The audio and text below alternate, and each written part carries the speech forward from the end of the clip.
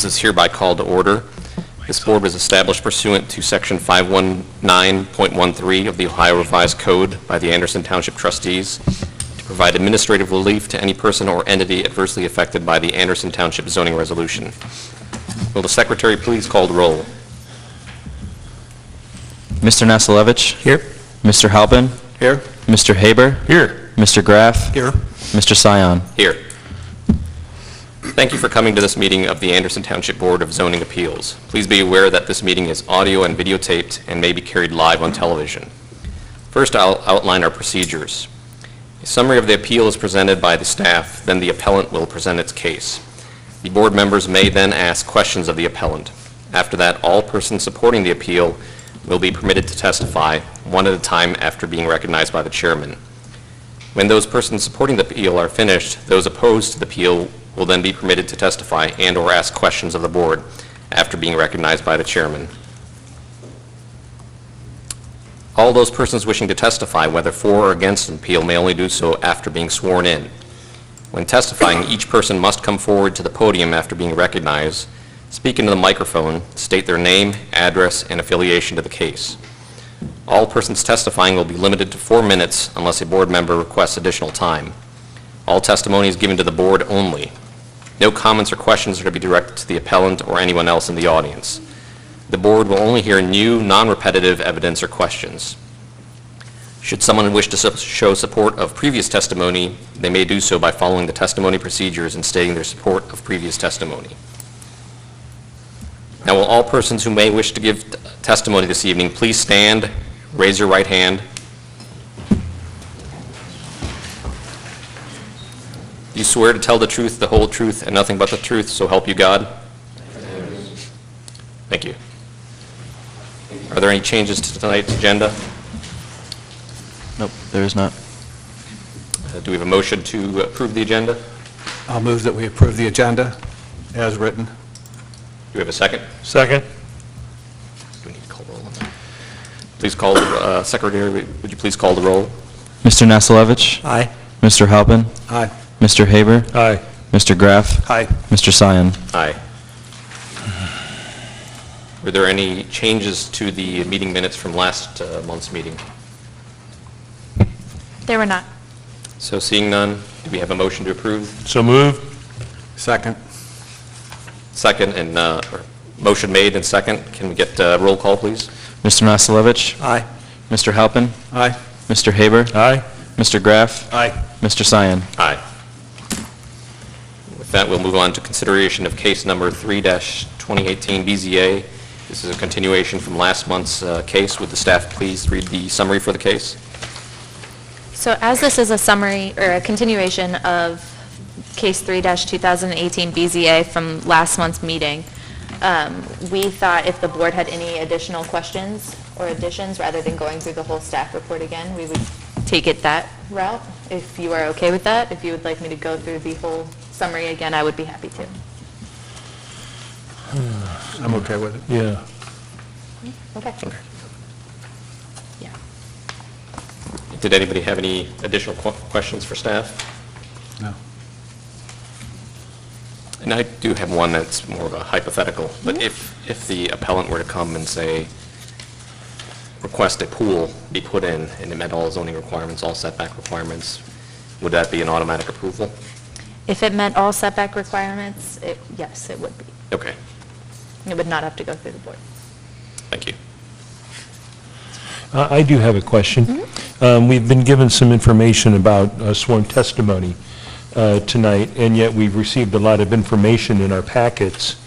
And I'm going to make an assumption in saying that all the additional information that came into our packets was a result of sworn testimony from last month. Yes. Is that correct? That is correct. You had one additional letter that was submitted.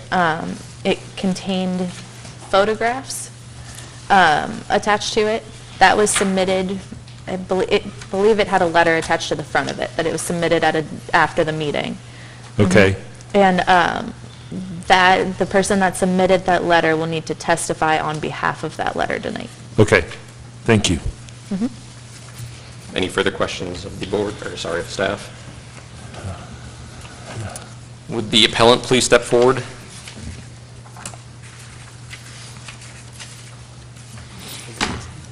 Please state your name, address in relation to the case. My name is Linda Uckman. I live at 7910 Woodruff Road, and we are the couple that is asking for the variance to split to put together two 15-foot panhandle frontages on Woodruff Road and divide them into three 10-foot panhandle driveways to allow one house to be built on the back acre of 7910 Woodruff Road. Are there any questions of the appellant?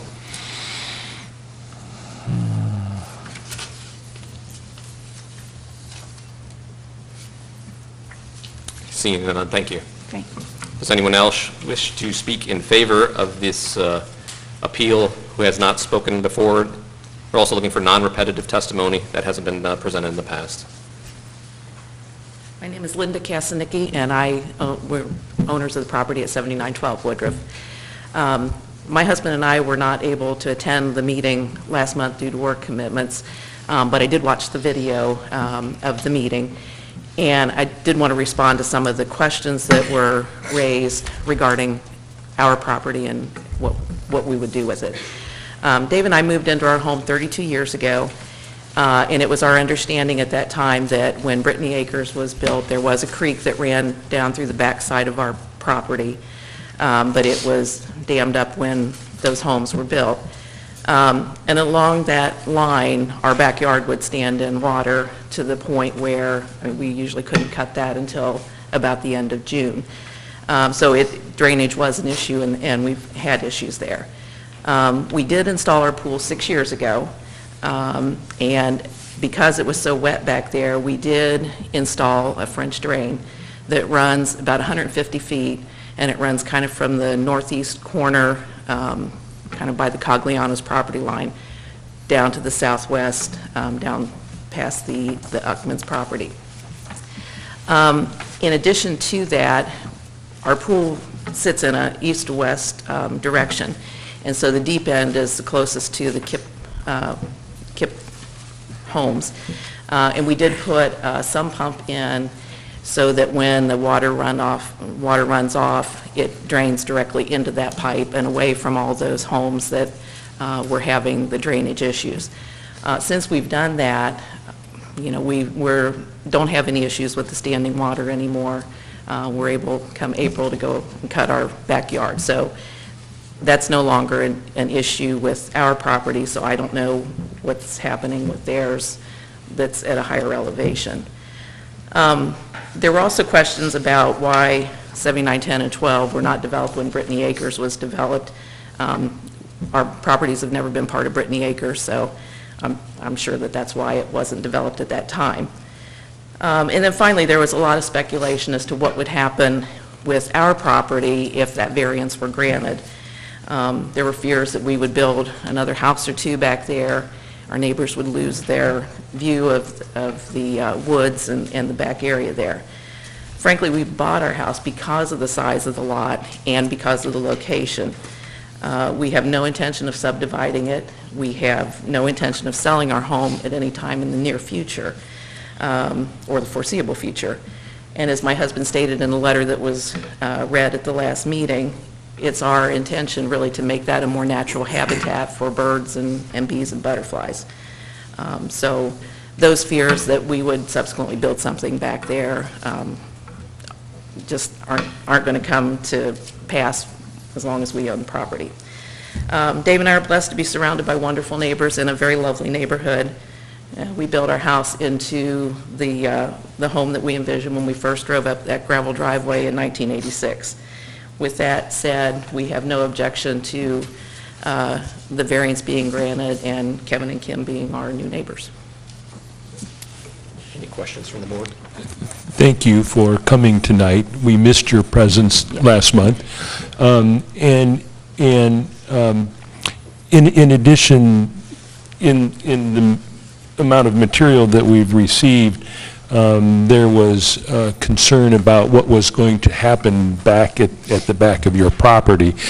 and we are considering, as part of this variance, of getting frontage for this new lot out on Woodruff, and concerns that maybe something would be turned over to a public entity and become a public road back to those potential properties back in the back. Would you be amenable to a condition, if we grant this variance, that there would be no additional buildings on your property? Absolutely. Like I said, we have no intention of putting anything else back there, so. So if the variance is granted, then we have 3 properties with frontage going out, which is what the variance request is, Right. and there's no other consideration for a public lane or something going back, so additional properties could be subdivided back in the back. Yeah, I would have no problem with that. Okay, Okay. thank you. Okay. Any further questions? Thank you. Okay, thanks.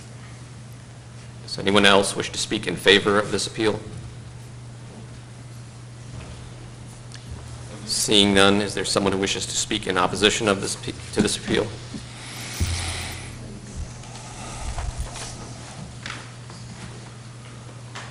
My name is Richard Woody. I live at 7869 Asbury Hills. Our property backs up onto the proposed new lot. Unfortunately, I don't know your process, so I took some notes at the last meeting, and correct me if I'm wrong, I didn't see the minutes of the meeting. I was told, I believe someone asked the question if past variances, the work done on past variances were reviewed by the staff, and I believe the answer was no, because it was some time ago. If I'm wrong about that, I'd like to be corrected now. Yeah, so when we get a case, we take into consideration every variance that's been approved for that property and surrounding properties. And I even went back this week because it was brought up that there was a variance previously for this property. We don't have any record of a variance being granted or denied for this property. And I even went back through Hamilton County's records because our zoning didn't start until 1984. And Hamilton County doesn't have any record of a variance being denied for this property either. Okay, so we know the variances were issued, but there's no record of those variances being issued, is that correct? Or even a case for this property happening. How does that happen? I'm not sure. And the reason I ask is, there's already a variance to have a 30-foot frontage for 2 homes, which is 10 feet less than required. Now we're asking for another variance. Looking back through this information, there's been variance after variance after variance on these properties. My concern is, as soon as this is done, another application for a variance is going to come through, and we go back through the whole thing again. I don't know your process, but as a homeowner, I'm a little concerned about that. Not just with this one, but I don't understand the process. Well, I will say that the house at 7910 Woodruff was built in 1958, which was prior to township zoning, so it was approved through Hamilton County. Anderson Township's the reason why there are requirements for 30-foot panhandle lots. Hamilton County doesn't have that requirement. Okay, but there were other variances issued, but you have no record of those either, so we have no idea why variances were It's issued. possible there were, it's possible there weren't. We have no... Your no knowledge. paperwork sits here and says it does. It says But there was... didn't Sarah just say she checked the records? She And she that said we're she not- checked the records, and there are no records, okay? Right. So they fell into a black hole somewhere. But and you say there are records, and you have No, I'm evidence of saying that. that what I read here says that there were variances to change the properties that are there. It says there are. And you're, Was your check done for 7910 or 7910 and 12? Both was done and nothing was it done? says here's a variance granted to add a single-story addition to the front of 7910, and there were variances, other variances. Yes, there were I don't have anything else. If you have any questions? I'm trying to find where it is that you're saying that in the staff report that a variance was granted at 7910. It's under the history category.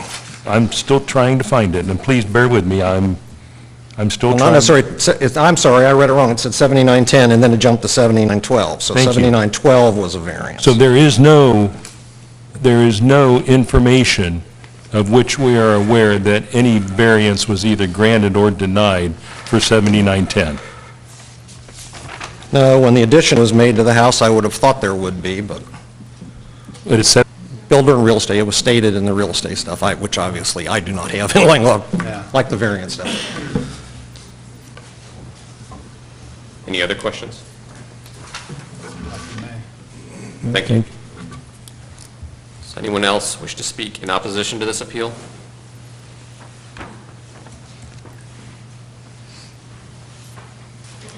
Nancy Grimshaw, 7929 Asbury Hills Drive.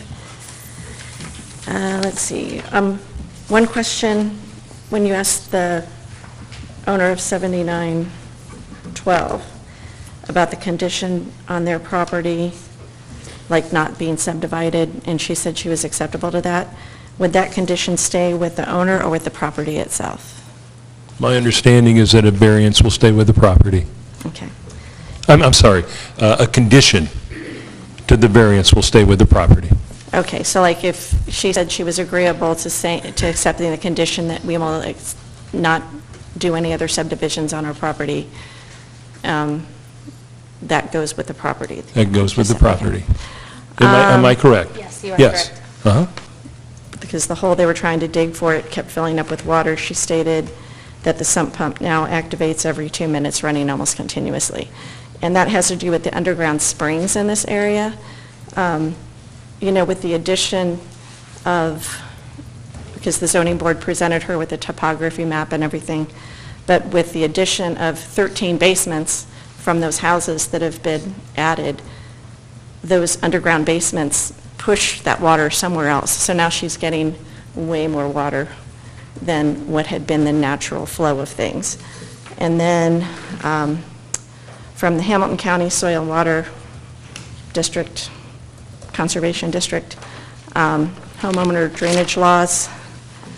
Homeowner is generally required to accept water that flows onto his or her property in natural water course so long as no additional water from another watershed has been added to such flow. So that would reference the underground springs and the water diverted by the new basements.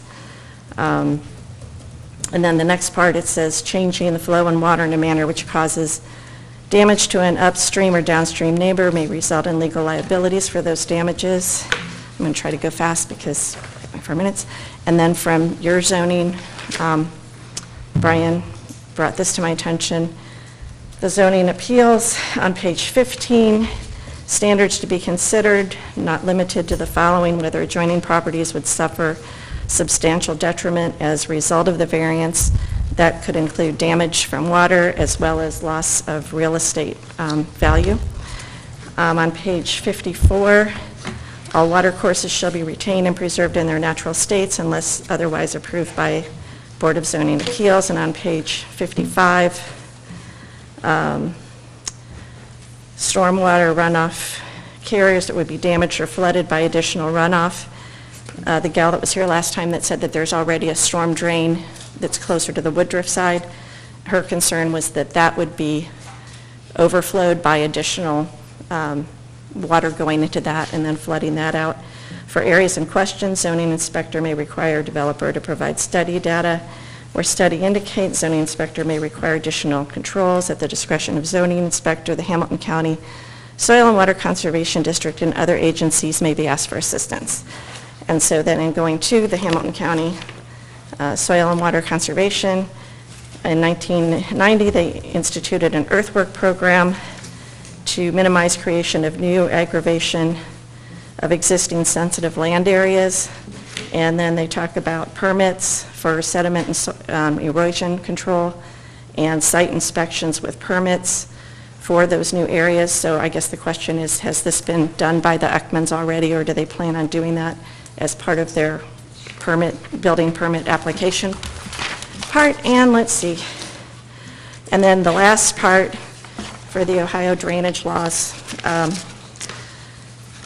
they talk about reasonable use and, let's see, there are a couple other things, but basically the courts have gone to using reasonable use as opposed to civil, I highlighted it here, blah, blah, blah.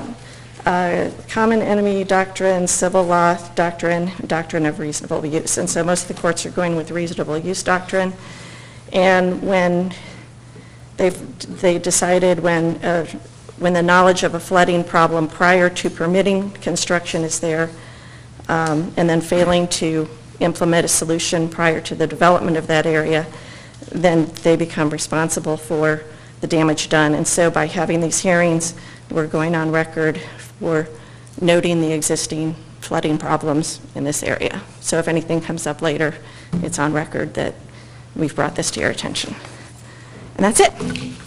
Any questions? And I didn't make copies of some of this because I just got it, but if you want them, I can get you copies. So have you contacted Hamilton County and asked them what they're going to do about the water problem that's going on in that area? Well, Brian mentioned last time that usually Hamilton County is brought in when a whole subdivision is going in, but when it's on a lot-by-lot basis, a lot of that falls through the cracks as far as like every stage of the application process and building process and inspection process usually doesn't happen when it's a lot-by-lot basis. Right. I know, I remember that, but at the same time, given that you have gone to this much effort to... I just got this information today. So. Yeah, well, but you went to the effort to try and find all that detail. Mm-hmm. Don't you think that the county would have more responsibility? At least it sounds like the county has more responsibility relative to the water issue in that area. Do you see what I guess you don't see what I'm saying, huh? Well, it does have information in here about how if problems come up later, then it goes to the Court of Common Pleas, and it's basically, once it happens, sorry, you guys fight amongst yourselves, is basically what I got from this information. Okay. And if I may piggyback on your comment, our process is just to hear the appeal with regards to this. There is still a building permit process, and that's entirely, that we have no bearing on that. That doesn't come into our equation. But the testimony does, and then based on what we're looking at here in terms of the appeal, that's what we need to consider primarily. And so the part from the Zoning Board of Appeals basically just talks about water courses preserved in natural states, and that's on page 54. So. Thank you. Any further questions? Yes, I do have one. If there were a condition that were put on the granting of the variance that stated that any water that was found on the property, whether from structures, rain, driveways, or whatever, were to be removed without going to another property, whether it be catch basins, drainage, swales, stormwater management systems, if we put a condition in that said that all the stormwater that was found on that property was removed by that property, would you be in favor of granting the variance?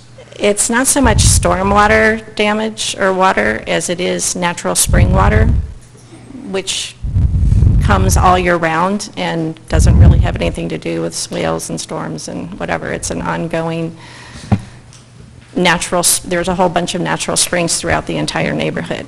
So then the question, I guess, would be if they had a water study done to find out where the natural springs are in this area affected by the 22, 25 properties, and say, well, yes, here's a natural spring, and I mean, how are they going to divert it? And it was interesting to learn that they did put in a French drain to try to alleviate some of that problem. But we have had in our backyard in the last 5 years since the pool went in, an increase and, again, damage to the tree that I had the pictures of before. So it's, the natural springs are more, I mean, if a storm happens, a storm happens, but it's the natural springs that have been there for, who knows how long, at least 40 years. That's where the issue seems to be. So if we were to encourage the appellant to hire a consultant in order to make such a study, what would be the objective? How do we put this, how do we qualify what it is we're trying to say so that you folks are satisfied with a placement of a house? Okay, well, is it encourage or require? Those are two different tracks. And then just to find out, let's document where these water springs are. Let's document where this water is coming from year-round when it's not raining. And what are you going to do about it? How are you going to divert it? Okay, good, appreciate it. And that would be a requirement versus encourage. Well, I'm only saying because I don't have anything to Yeah. require anything yet. Okay. Okay?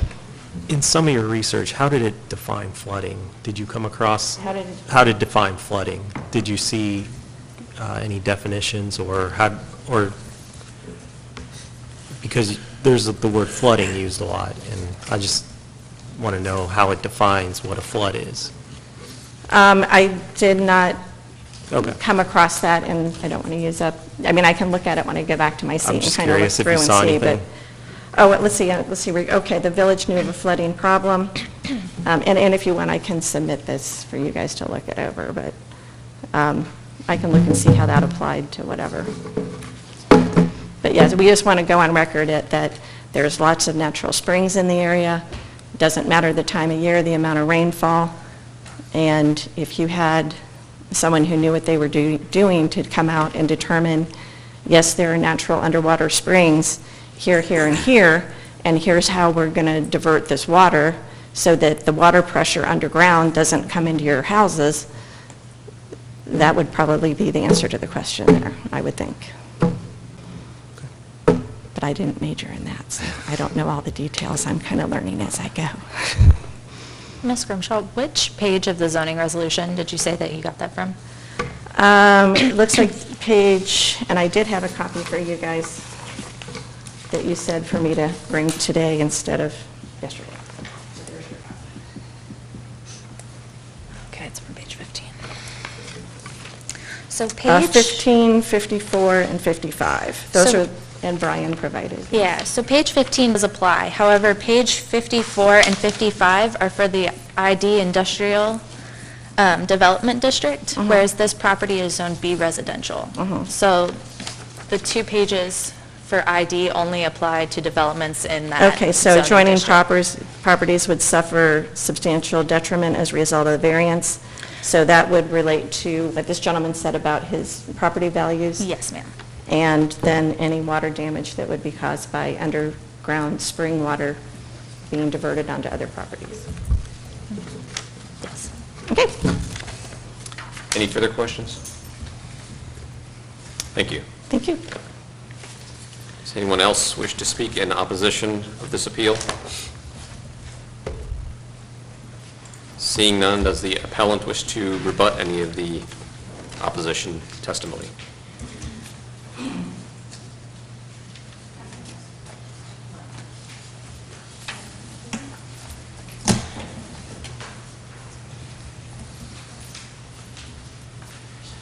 I just want to bring this back to what we're trying to do here, and that is a variance for the splitting of the two driveways for 3, to build one house.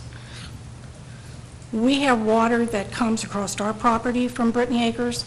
We have, my husband has built small, I guess you would call them mounds, to direct the water across over into the woods, to direct it under our driveway and down to the regular drainage. They've talked to the builder will guarantee their foundation for 30 years. They are going to do everything they can to make sure that that property drains correctly, or they wouldn't, guarantee that for 30 years if there's going to be a problem. I don't know what else to say, except we're just asking for this variance for one house to be built. I don't think that it's going to affect the property values negatively there. The house itself is not that much bigger than the houses that are around there. I think I submitted a picture of the house. It's not that much bigger than the houses that are around there. It's going to be, take up the back part of the lot. It's not going to be next to anybody else's house or infringing on their property. I just don't know what else to say, except the driveways are not going to change. They will look exactly the same as they do now. The new driveway will go off of our driveway at 7910 and go back to the new house. We will build so that the water is not changed in any way by any type of the driveway being built or any other building being built. So that's all that I can tell my neighbors. My name is Kimberly Uckman. I am one of the people who would like to build that house on the property. What's your current address? Oh, it's 4005 Andor Boulevard, Amelia, Ohio. Thank you. We've actually spoke with several realtors about how positive it would be for the increased property values. Our house is not, it's not going to be that big, to piggyback off what she said, at least not as much more than what everybody else's is. And to also piggyback off of what he said about about nobody being allowed, them being promised in the past that property wouldn't be built on. There's no way they would have been able to be promised that because it's never belonged to anybody but that land, the landholders. It never belonged to Brittany Acres, so there's no way anybody would have said that. Or if they did, they were wrong. And we have spoken with the builder. Actually, one of the guys knows the trustee. He was going to come tonight, but he had to work late. And he said they will do everything possible to make sure that this water isn't an issue. Get whatever we need to get. So it's, and this is supposed to be about the driveways. So this is our future forever home, so we can help take care of our parents. So, and yes, thank you. I do have a little bit more. I don't know if this history will help any. From what I have been told, we are the third owner of that property. The original house was the house in front of us, 7908. They had their children, and when their daughter was going to get married, they gave her the property where 7910 sits to build their house. They lived in that house until their parents in 7908 got old enough, and then they built the mother-in-law suite on the back of the house. The parents lived there. They sold that house, moved to Karate Court when the father died. Another couple bought the house. They lived there, I think it was like 5 years, something like that. And then we've bought the house, and we've lived there 29 years. It has never been a part of Brittany Acres. There's like 5 houses there in that grouping that are not part of Brittany Acres. We weren't going to sell the property. We liked the property the way it was, but when we're getting older, that property is available there for our son to build on, and if we can get this variance, we'd like to do it. I don't know what else. If you have any more questions about the history or... The couple that owned the property, their parents farmed that property till just a few years before this middle couple bought the property. There were people that came and they had little garden plots there. They had a fruit stand where they had the apple trees and cherry trees and everything else on the property. They had a fruit stand out there. So they were never selling it to Brittany for any other reason because they were still using the property. So that's all I know. Sorry, questions? given the testimony from earlier, I asked a couple questions. One of them is if water that's found on the property is removed from within the property and it doesn't drain off to adjacent properties, would they be willing to be in favor of granting the variance? And the response was that there was a greater concern about these underground natural springs. Okay? Would you, and when I talked about encourage versus require, would you be willing to engage a consultant in order to give us of some qualifications that would be able to give us some information about the effect of building the house on your property as to what effect that would have on these natural springs? I would like to ask to what limit we have to go to, because we only have so much available funds to keep, and if we have to keep coming back because it isn't satisfying somebody, we can't keep on, putting out funds to keep more.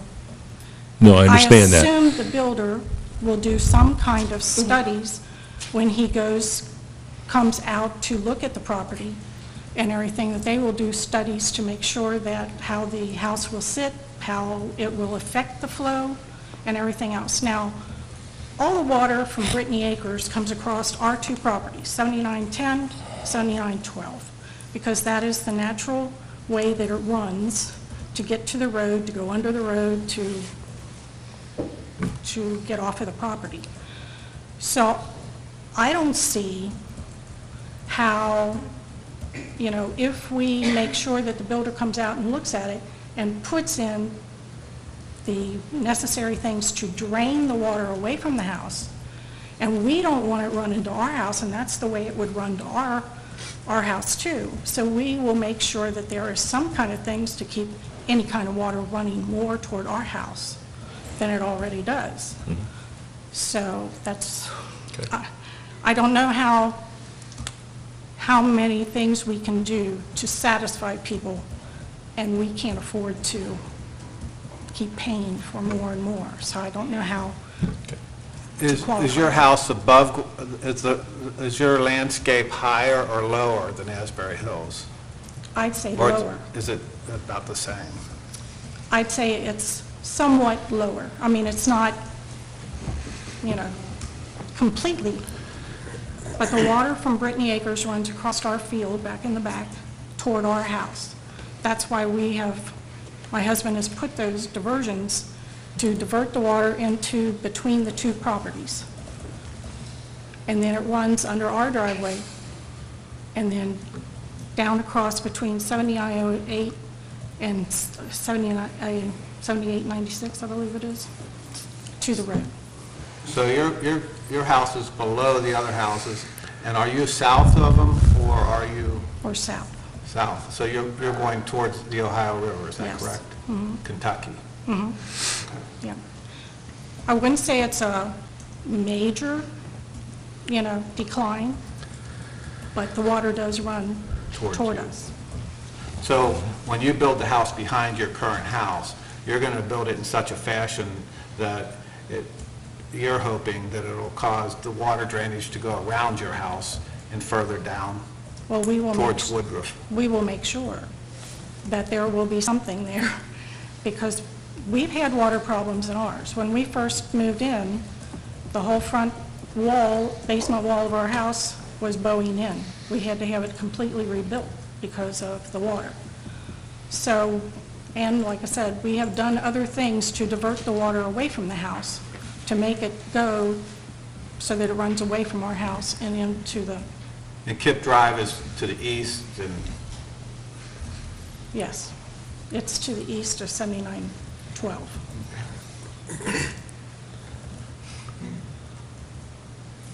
thank you. Thank you.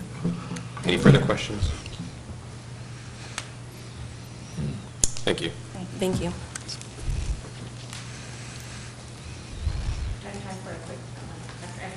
Go ahead.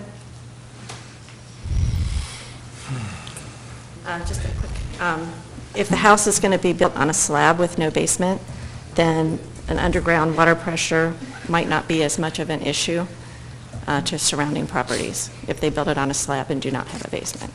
So that's an option as well. I couldn't hear the back of that. What did you just say? If the house is built on a slab and not having a basement, that will not affect the underground water pressure issue as well. I'm sorry, are you speaking in favor? or- I'm speaking in favor. I'm Carol Hawkins. I live on the corner of 8 Mile and Woodruff. I'm part of Brittany Acres, but the tail end, technically. I will just testify the fact that water runs south, and that is historically, that's just the way it is. And as far as property values goes, I cannot imagine that in that big lot, that putting a house back there would damage your property values, considering the fact that it's a higher quality home versus a lower quality home. It's going to be positive, not negative. And again, we are here for the variance for the driveway, which seems to be something that everybody seems to forget all the time. And I know that they would not put a house in there that's going to be detrimental to the neighborhood. They would not put a house in there that's going to be detrimental to them. If they put a basement in and there's a water problem, they have to study that first, because they wouldn't, it's not going to be good for them. Their builder guarantees it for 30 years, so it's something they're going to stand behind. It's something that they're going to be willing to make sure it works. That's all I'm going to say. Please? Please don't address the, you're only allowed to address the board. Thank you. Please? No, you're fine. Was there any questions from the board? I just wanted to clarify the drainage issue for everybody in that neighborhood along Woodruff flows south. Thank you.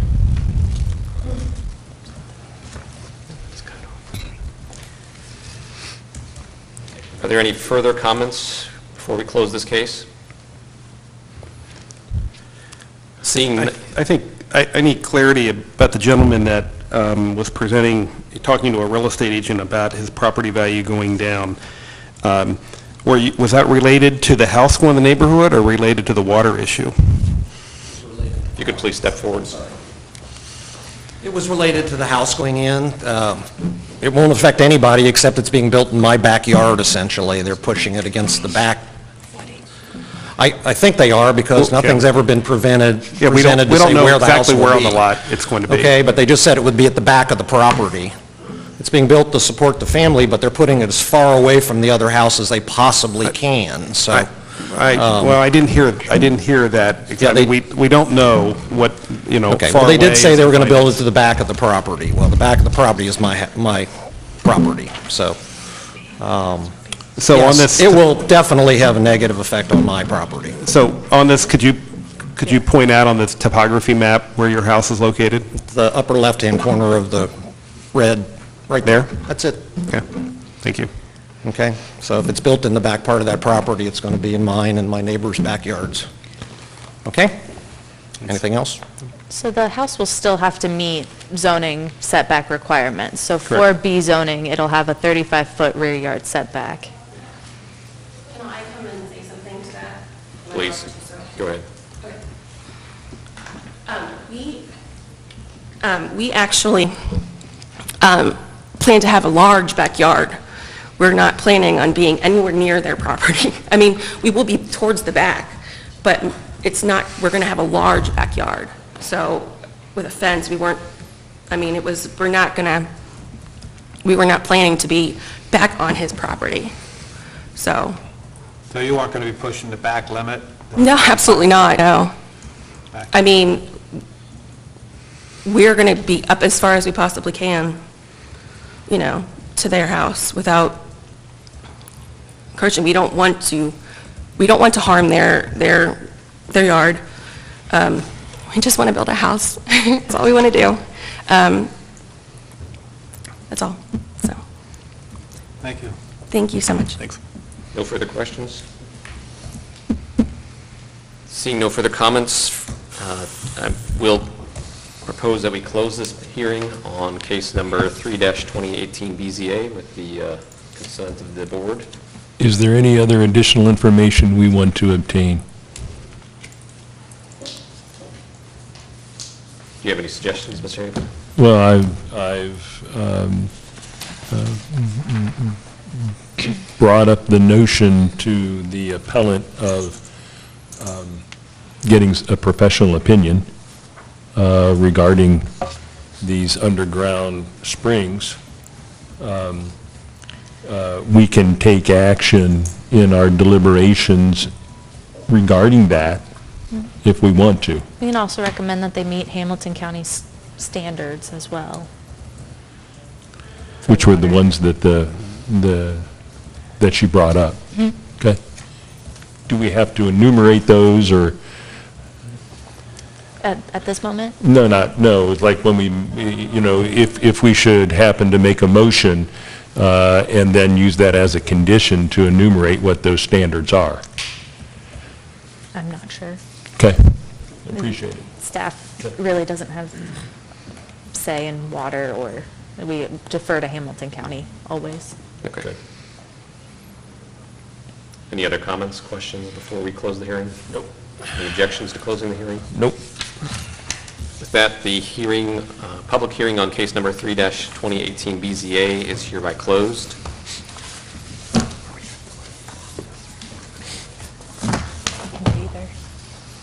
Is there any preference from the board to deliberate this case right now, or hold it off until we hear the other cases? I'd say our normal procedure. Continue on? Okay. All right, we will continue on then Okay with to everyone? Fine with me. case... Either way. Case number, okay. We'll just continue on then. We'll continue on to case number 5-2018 BZA regarding 873 Holes Avenue. Would the staff please read the summary for that case? 1 second. So, case 5-2018 BZA is presented by Steve and Brittany McClone. They're the property owners of 873 Holes Avenue. Book 500, page 341, parcel 502, which is zoned A2 CUP residence. And they are requesting a variance to allow a 6-foot-high, 75% open fence to be located in the side yard, where 6-foot-high is only permitted in the rear yard. The rest of the proposed fence will be in the rear yard. And the only history on this house is that it was built in 1989, and the current owner purchased the home in March 2018. This is the property map. As you can see, they are bordered by 2 panhandle lots. This is an aerial of the property, and this is a topography map of the property. In the site plan that the applicant submitted, you can see that the fence doesn't go very far back. This is mainly because in this area there is a drainage pipe. They are staying out of the slope of the drainage pipe. So this section is what we are considering the side yard. Typically, we take the rear yard from the back corner of the home. They are going 5 feet forward into the side yard in order to enclose their HVAC system. This is the example of the proposed metal fence. As you can see, it's 75% open. The following are pictures of the property. So this is off to the side with the panhandle and the private drive that goes back off of Holes. This is also the side where the fence will come out to enclose this unit. This is starting to show the deep grade of their lot. And here you can get a better view of why they're not moving that fence into that drainage area. So staff is of the opinion that the variance is not substantial because the proposed fence is only 2 feet higher and it will continue to remain 75% open. The proposed fence is going to enclose the property from 3 lots that are located on the private drive to the south of the property, but doesn't provide screening since it will remain open. The essential character of the neighborhood would not be altered, and adjoining properties would not suffer a substantial detriment as a result. The nearest house to the west is located 40 feet away from the proposed fence. It'll be made of aluminum material and will not affect the character of the neighborhood. And the variance would not affect the delivery of governmental services. The owner's predicament can be feasibly obviated through another method than a variance. Building a 4-foot-high fence, 75% open with this material would be permitted in the side yard. However, they are requesting 6 foot. And staff is of the opinion that the spirit of and intent behind the zoning requirement would be observed by granting the variance based on the shape of the lot, the side with the panhandle to the rear, and the characteristic of the fence. These are the standards to be considered. Are there any questions? No?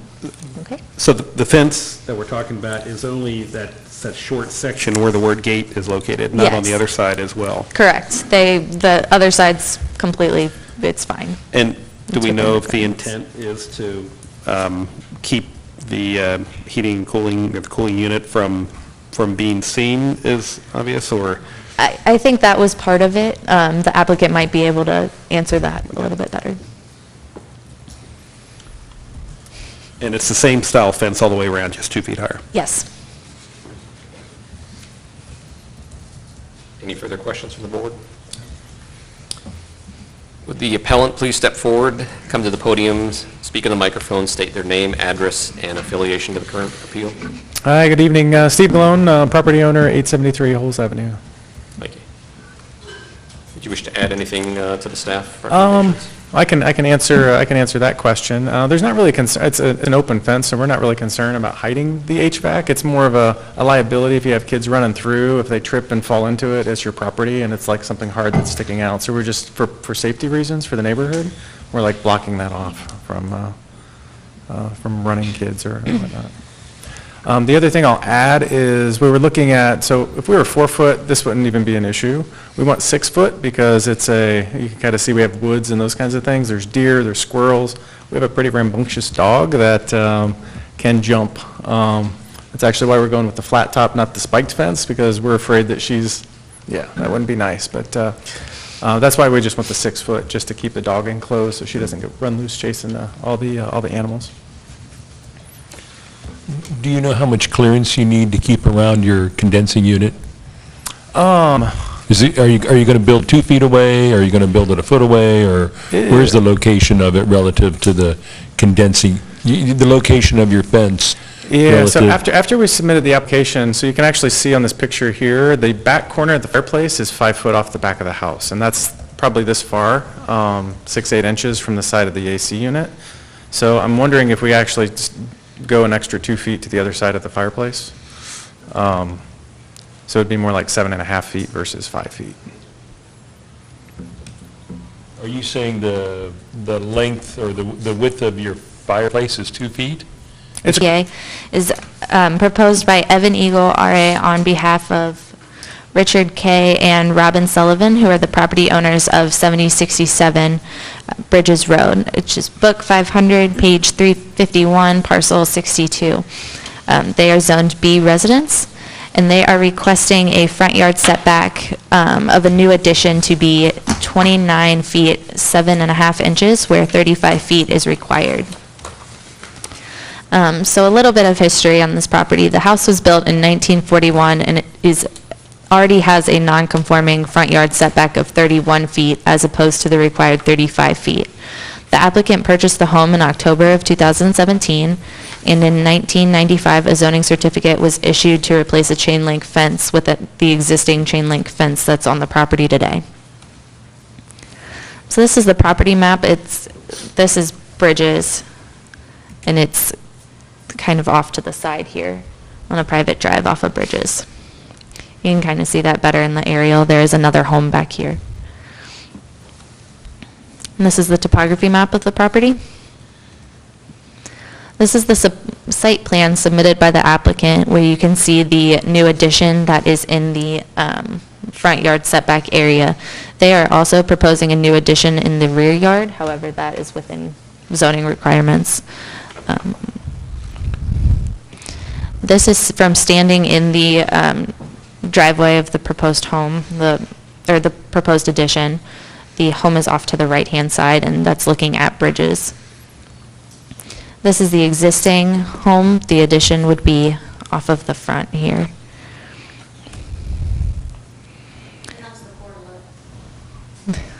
This is looking at the private drive that's this way. This is looking towards Bridges, is over here. And this is the front of the property.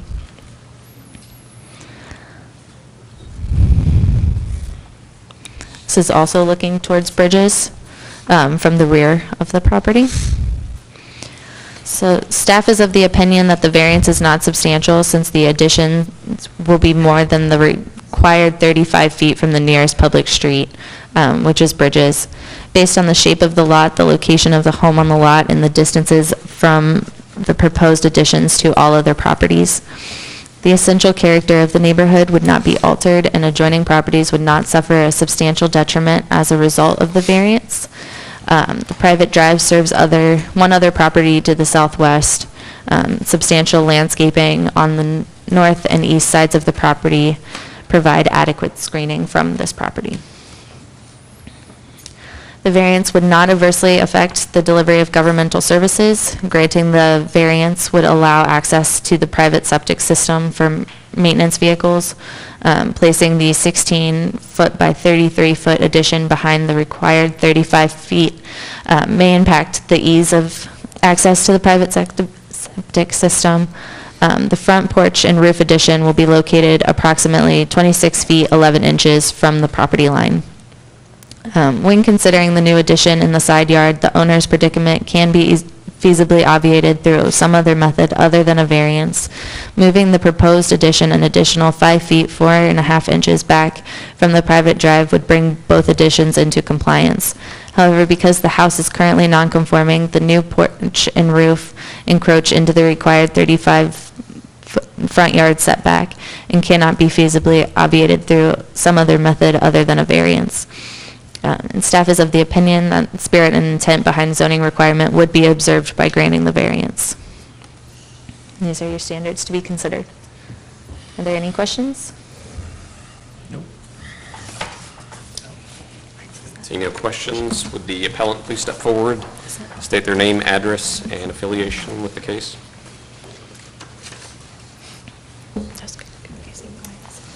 Hello, Evan Eagle, architect for the owner, on behalf of 7067 Bridges Road.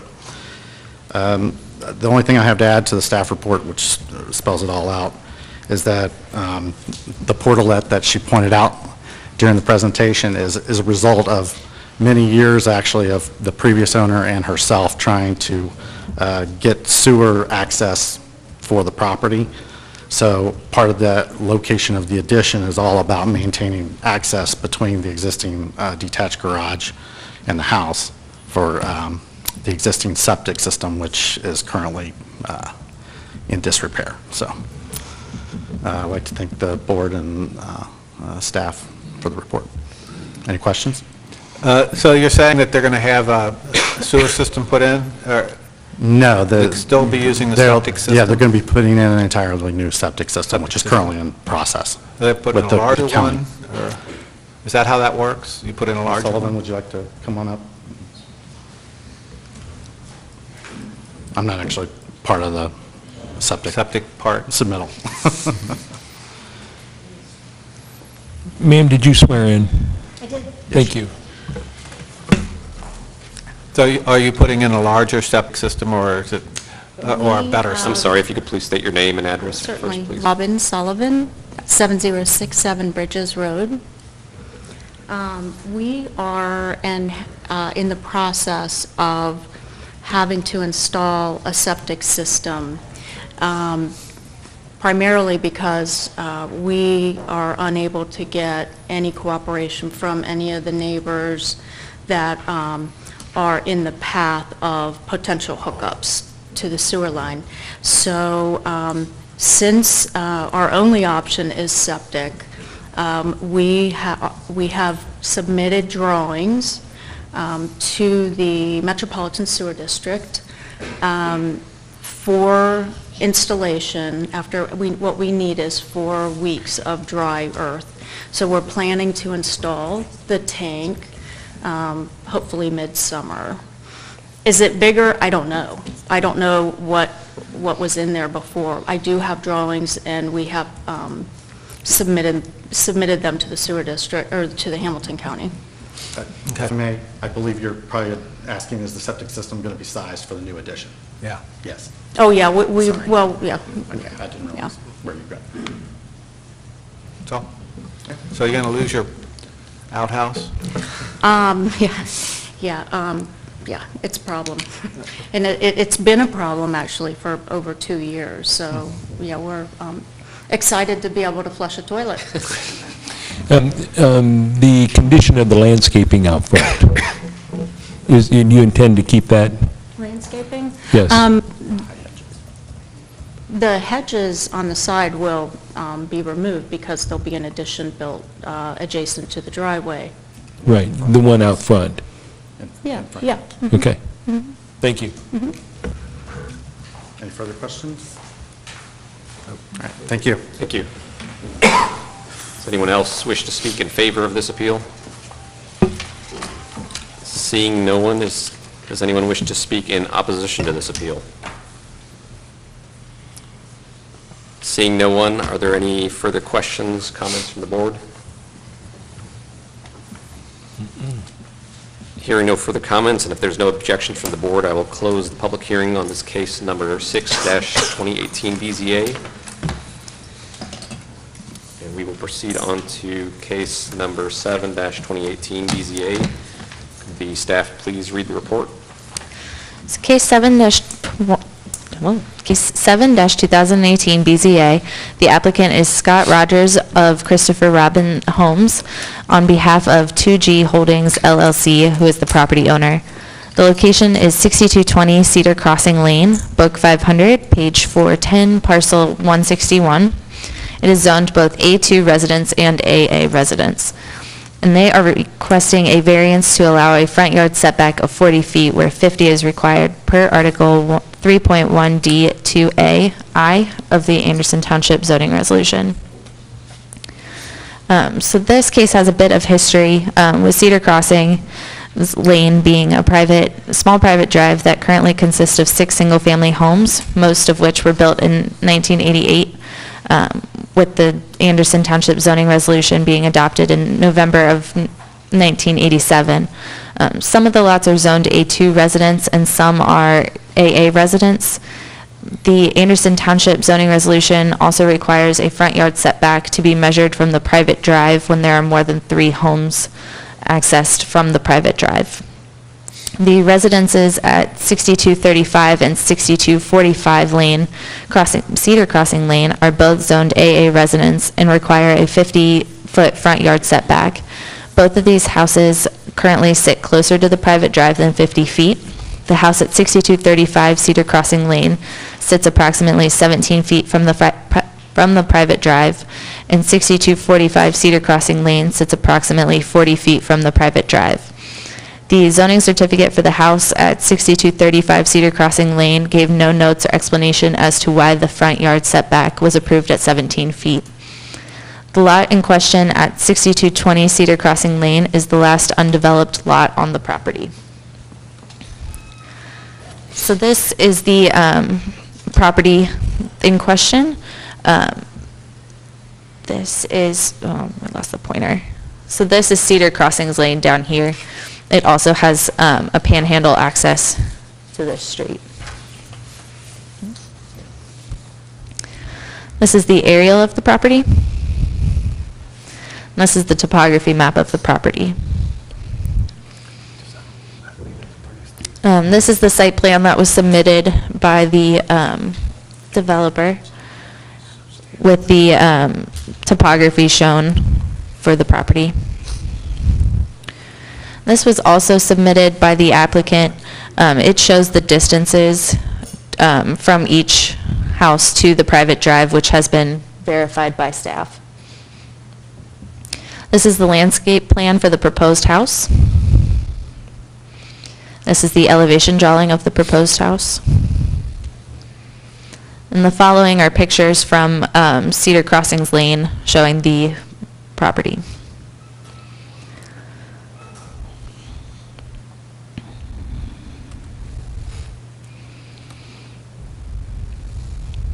So this is looking towards the back of the property.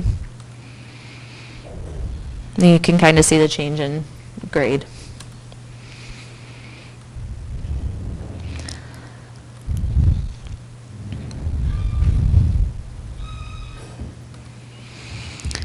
So staff is of the opinion that the variance is not substantial since a majority of the lot in question is zoned A2 residence, which allows for a 40-foot front yard setback.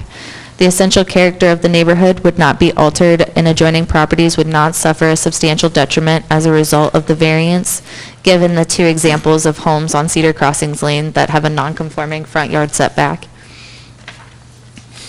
The variance would not adversely affect the delivery of governmental services. The owner's predicament cannot be feasibly obviated through some other method other than a variance. The topography of the site makes it extremely difficult and potentially cost prohibitive to build the house with an appropriate front yard setback.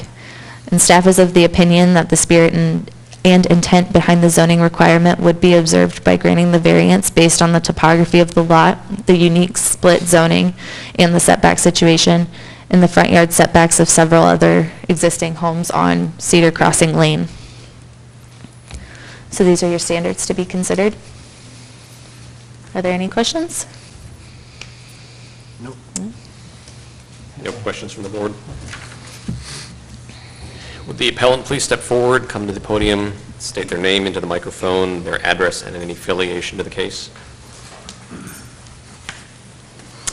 My name is Scott Rogers. I live at 6610 Glade Avenue, and I'm the potential buyer for the property in question.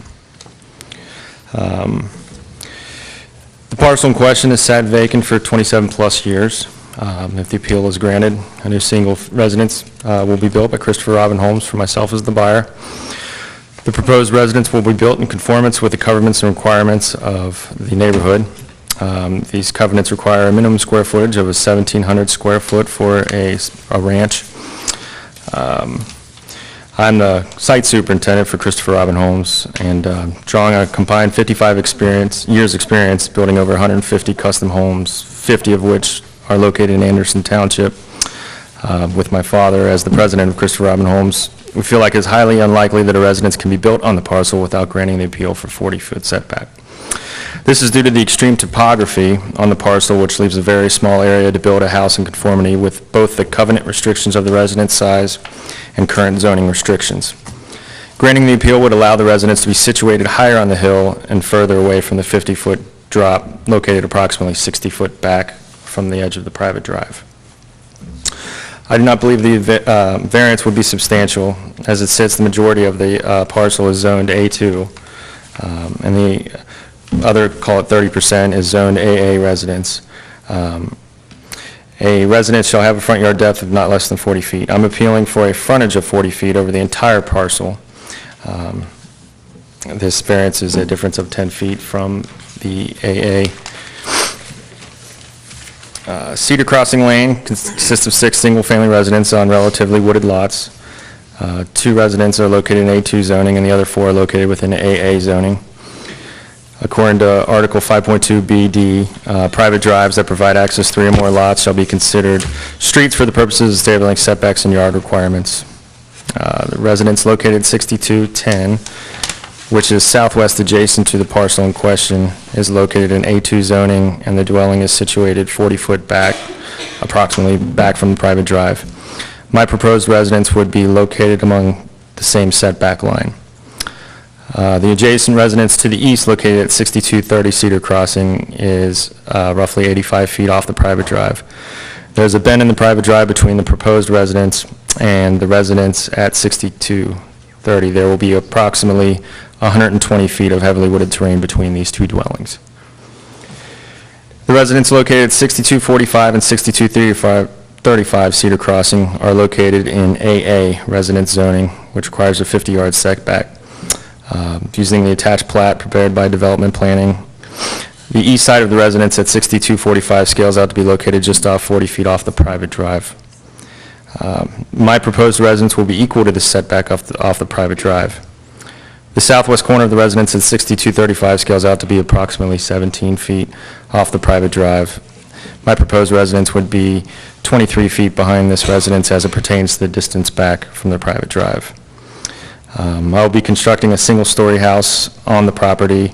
Obviously, this impact will have less of an impact versus a two-story from the street. And the essential character of the neighborhood will remain the same, and no adjoining properties will suffer any detriment. On this property, there are exceptional or extraordinary circumstances. The extremely short distance of an average of 65 feet as measured from the edge of the private drive to the point where the hillside falls away.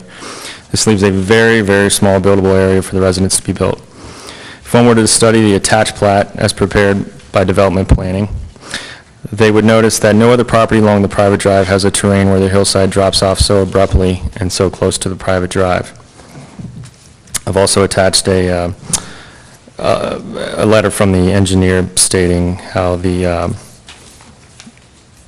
proposed residence needs to be as far south as possible or high up or close to the private drive for the safety and stability of the hillside. In closing, granting the aforementioned variance will allow for a new residence to be built, which I feel will be beneficial to the neighborhood and the community. If we can pull up the proposed plat for the residence to be built. I've actually took the liberty of calling my surveyor, and we actually had the residents, we had him actually put measurements for the left and the right side of the house, as well as the middle for the distance back where the proposed residence will be.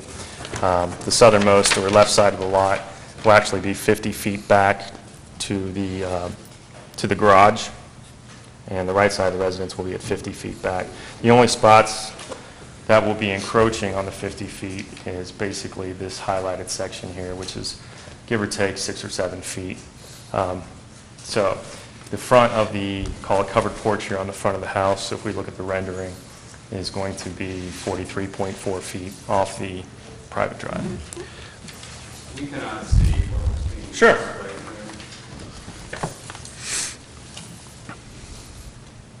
Okay, is that the same plan? Please reserve your questions until you come up to the podium. Thank you. Would you like me to leave this up here, or? Well, I just had a question about that, because Yes. it's up here, but it's hard to see. So Yes. You're saying that the left side of the house and the right side of the house, those distances are 50 feet to the property line? And it's the middle part of the house you're saying is...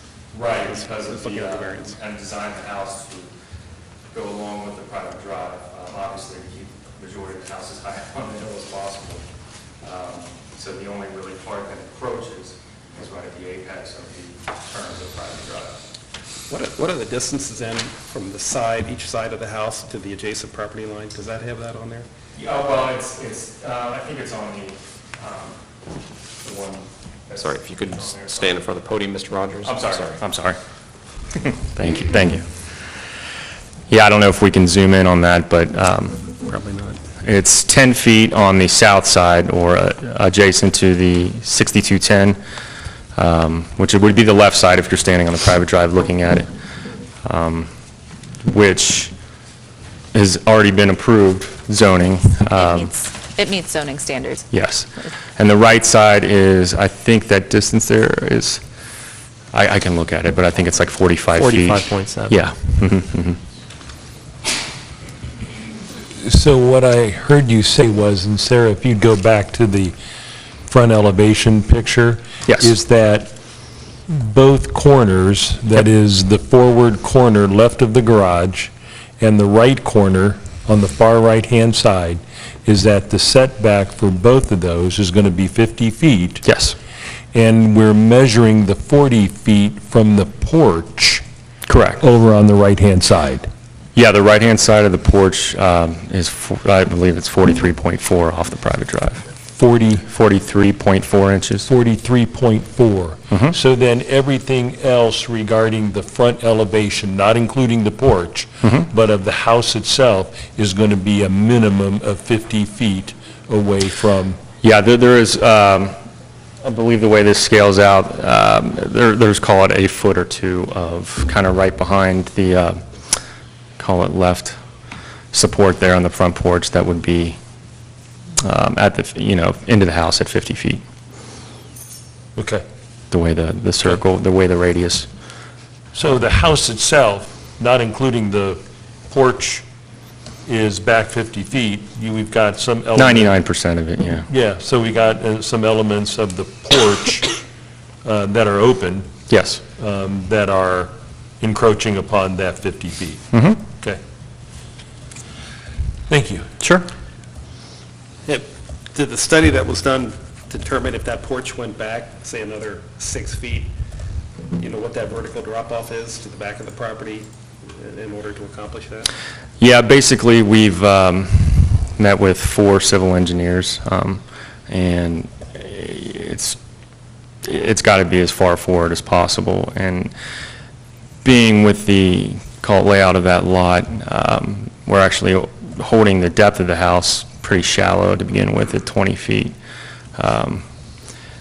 Typically for a house this size, we're going to be 30 foot in depth, something like that. So we kind of designed it to, again, go along with the private drive to stay up on the hill as high as possible. If it went back 6 feet, yeah, it's going to be out over the hillside. So what you're saying, that we have a letter here from Ms. Lee Newpel, yes. Mm-hmm. Referring to the front to rear measurement being a max of 25 feet, plus or minus, you're saying you're 20 feet. Well, I'm sorry, it's 25 then, if that's what it says. I didn't study the dimensions.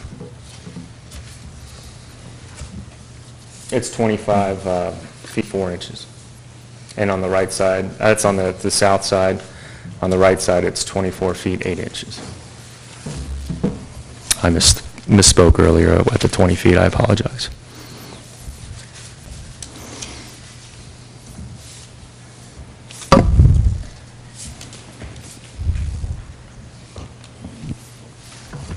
Any further questions from the board for this appellant? Thank you. Okay. Would you like me to leave this up here or take it back, or? You can take it back. Okay. I think we got our paper version. Thank you. Thank you.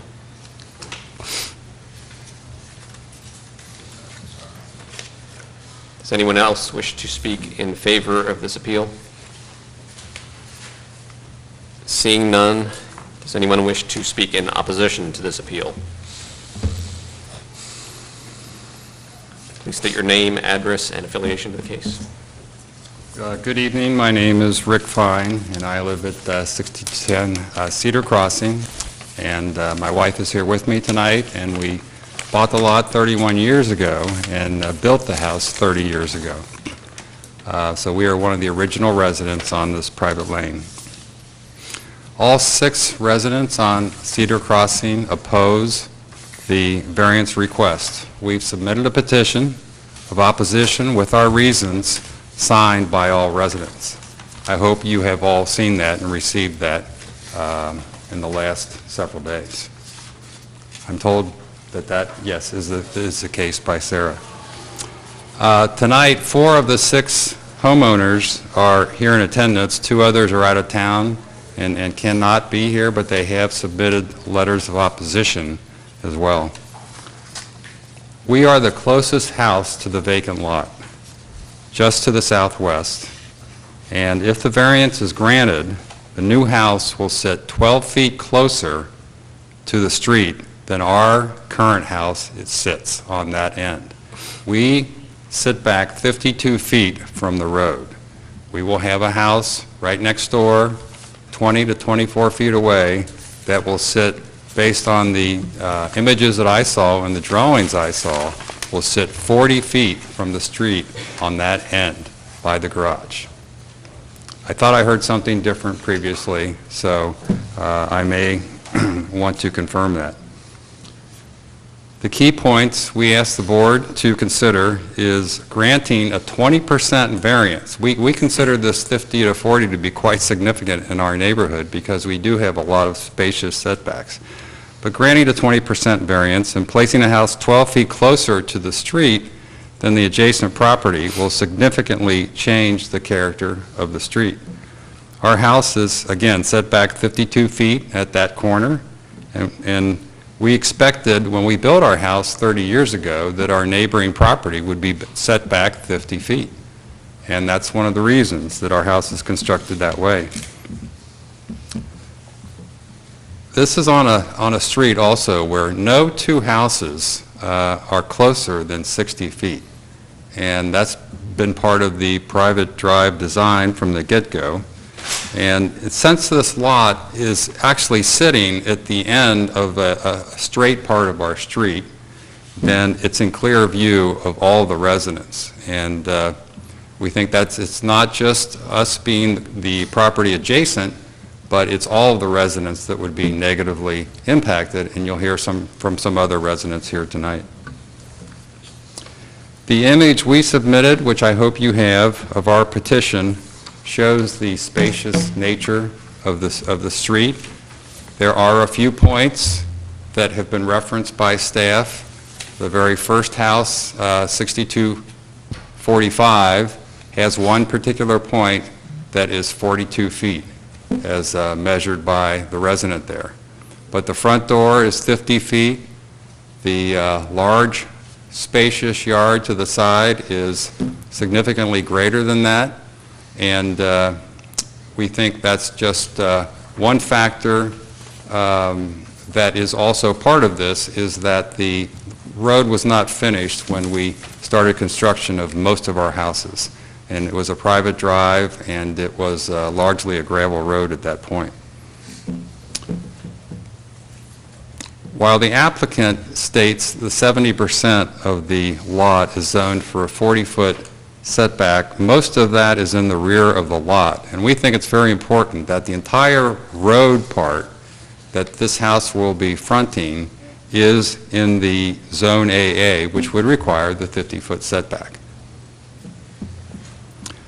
No zoning variance has ever been granted on Cedar Crossing, and many of us face challenges in building our property, building our house. We, in fact, have a sub-foundation below our total basement, and we also have 3 separate piers in support of our house and the way it's situated on the lot. And we also have a very steep drop-off on our property. We disagree with the finding by the staff that the predicament can't be handled some other way. I mean, I'm sure many of us have been to California and other parts of the country and have seen you can build a house virtually anywhere if you're willing to spend the money necessary to keep the character of the residents in place. Lastly, according to the zoning resolution of Anderson, one of the standards to be weighed when reviewing a variance request is whether the property will yield a reasonable return without the variance. And the current owner of the vacant lot at 6220, which is 2G Holdings, acquired the property at a price of $10,000 in 2012. $10,000 for 1.75 acres in Anderson Township. And we feel that indicates the utility of the lot for some other purposes than building, privacy, donation, what have you. But that was from looking at the Hamilton County records, an arm's length transaction that lowered the assessed value of the lot by $48,000, and we think this unheard of price, again, is indicative of the limited utility of the lot while meeting zoning standards for a 50-foot setback. So we ask that the board consider this limited skin in the game, so to speak, of the current owner, 2G Holdings, and versus the significant investment that all of us current residents have made in the property. And as noted in the petition that you would have seen, we have 3 owners back there that have been there 30 years and another that's been there 25 years. And we'd like to keep the setbacks and open, spacious nature of the lane as they have been. We have no objection to the builder coming in and putting a house consistent with the neighboring setback as far back as our house is there, 50 feet, we're at 52. But we just want to make sure that the zoning standards are met. Any questions? Have you, as a neighborhood, considered the possibility that somebody would ever build on that lot? Certainly. And then, as a neighborhood, in order to protect your interests as a group, why didn't you buy it at $10,000? To me, that seems like a very small contribution by each neighbor, and then donate it as green space to the township or whatever. I couldn't agree more. Thereby- Yes. I guess I wonder why you didn't stop that process from happening. That's an excellent question, and we made several offers to the prior owner of, we have a maintenance association. He would send his yearly dues in.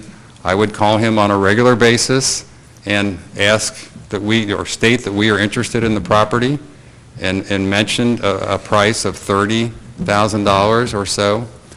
He was never interested in selling, and he felt like the property would move at some point in time. And he is the developer that sold the property to the current person? To Mr. Rogers? No, Mr. Rogers does not own the property yet. Okay. So you're talking about an owner prior to the 2G Holdings? Exactly, yes, it's the prior owner, and then 2G Holdings bought it for $10,000 in 2012. We knew nothing about that, and we would have gladly paid $10,000 for the property at that point in time. So I hear your question, absolutely. Okay. It's hard to address it if you didn't know it. Yeah. Right.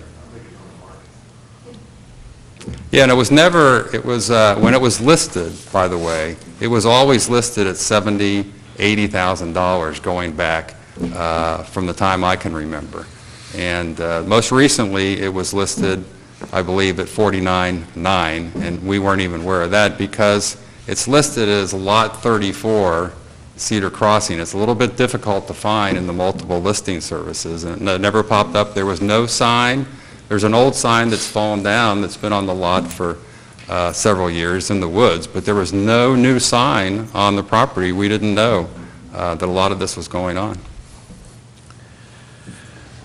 When you look at the layout of that development, I went through that.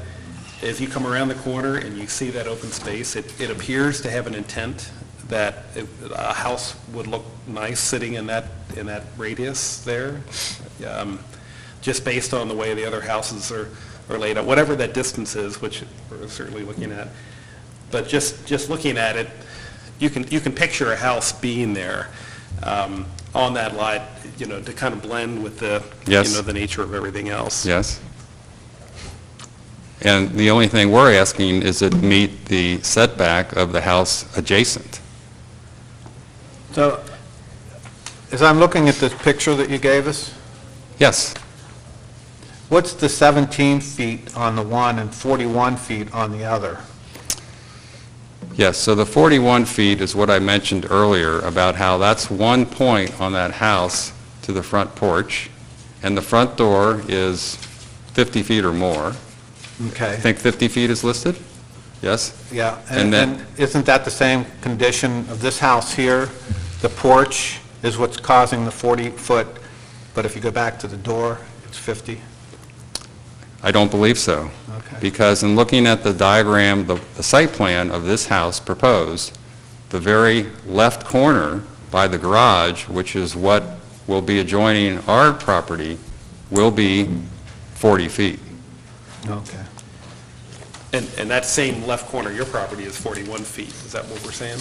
Our property is 52 feet. 52. But at on the that. left side of your house, it's showing 41 on this, which you provided us. That would be, yes, that's true for the part of our property that's on the other side from this lot. Sure. And part of that is because there's a widening at the end of our street that was done after our houses were constructed 30 years ago. You can see how there's a turnaround area there.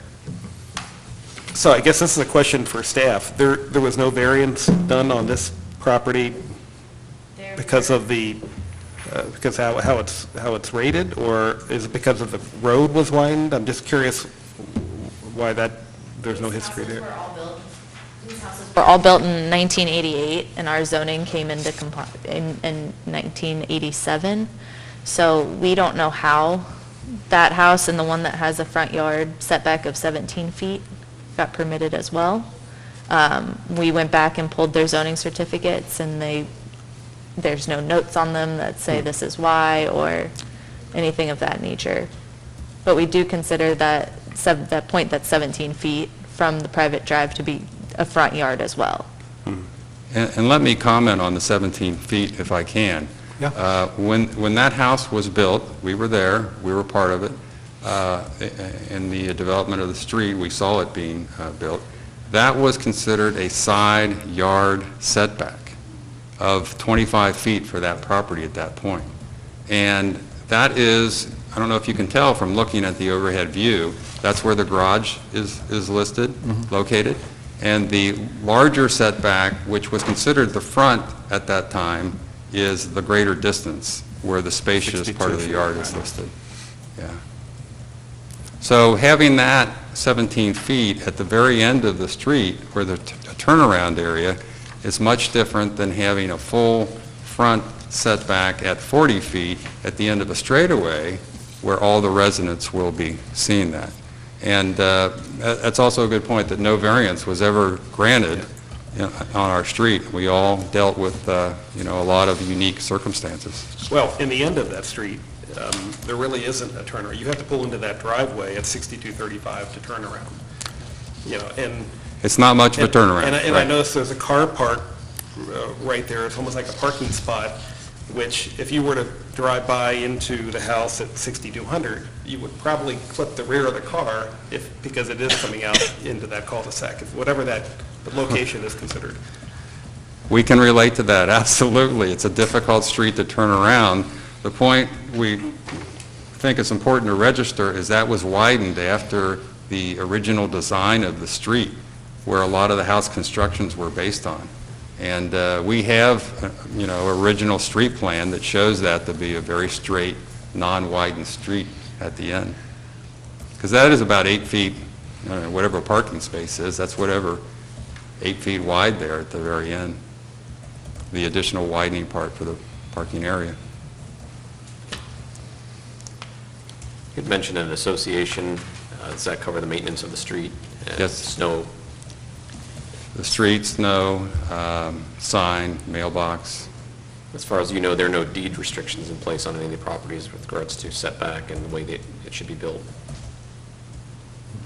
Well, aside from the Hamilton County requirements? I'm referring to specific to this development. Were there any specific specific language put into the deeds? There are covenants which go back to the neighborhood also where our panhandles empty out, and the builder has accurately referenced those requirements in terms of the square footage, but the setbacks are no different than Hamilton County in terms of the zoning, whether you're A2 or AA.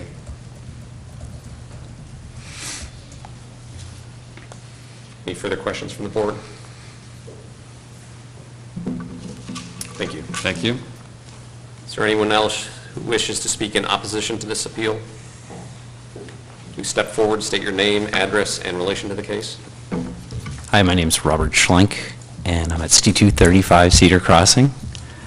I'm going to read a prepared statement first, and then go from there. Please. Right. This letter is to protest the appeal for variance filed for 6220 Cedar Crossing Lane, vacant lot, and provide additional information related to the setback footage cited for 6235 Cedar Crossing Lane, as we are the owners of the property since 2015.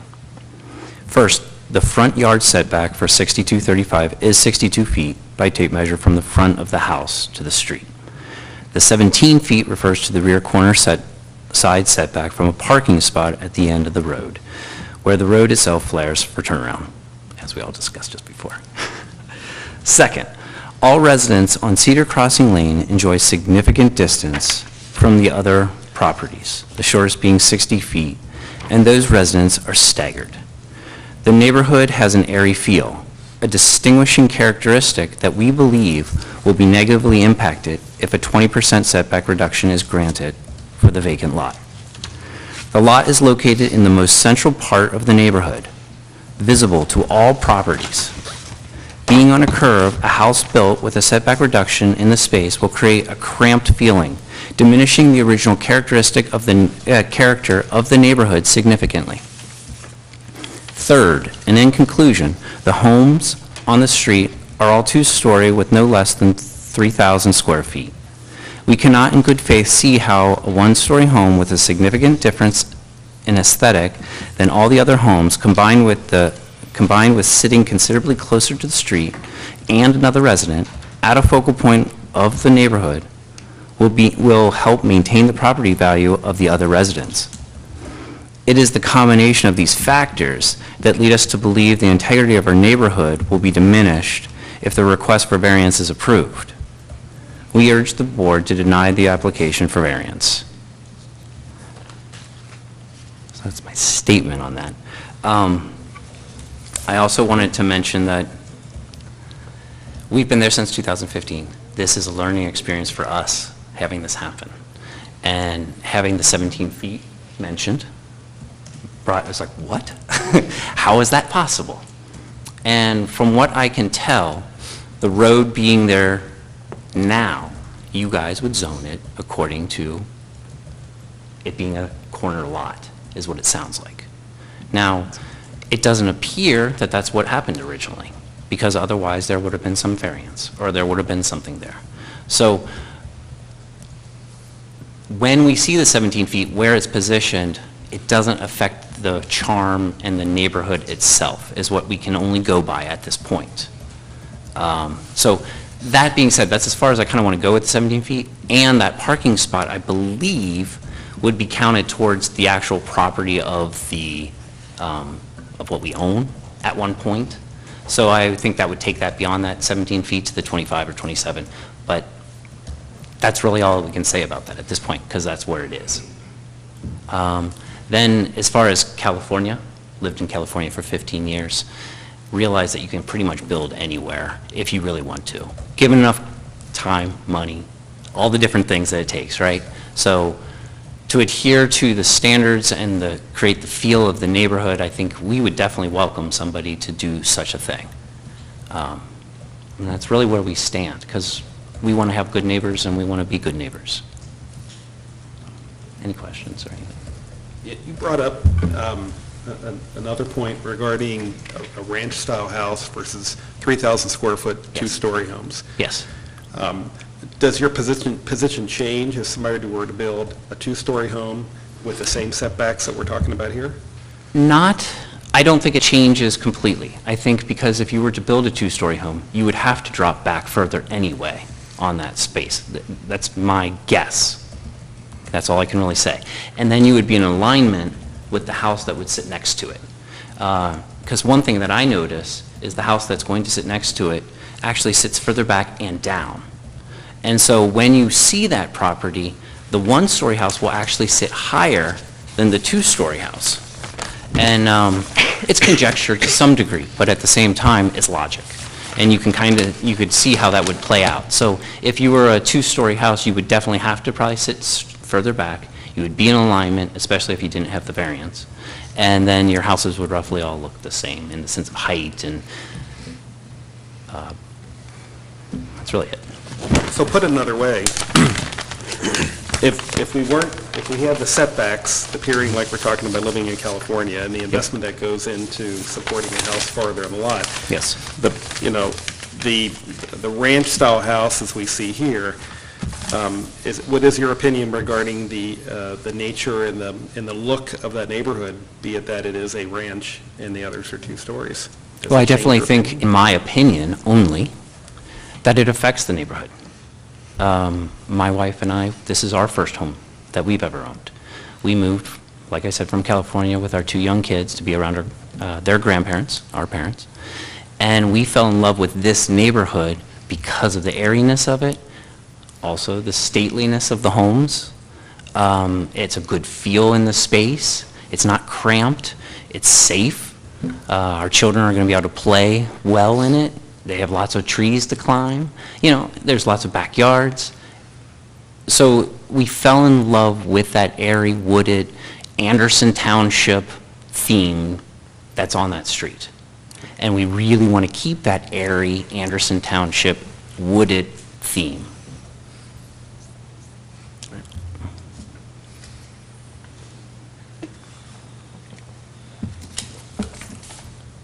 Any other questions?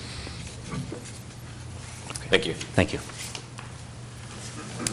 Does anyone else wish to speak in opposition to this appeal? Please step forward, state your name and address and affiliation to the case. Good evening. My name is Norman Sakalis. I live at 6200 Cedar Crossing Lane, so I am the last house on the street. I live there with my wife Stephanie, who's here in attendance tonight. What I'd like to do is address 3 separate items from the staff report, if that would be okay.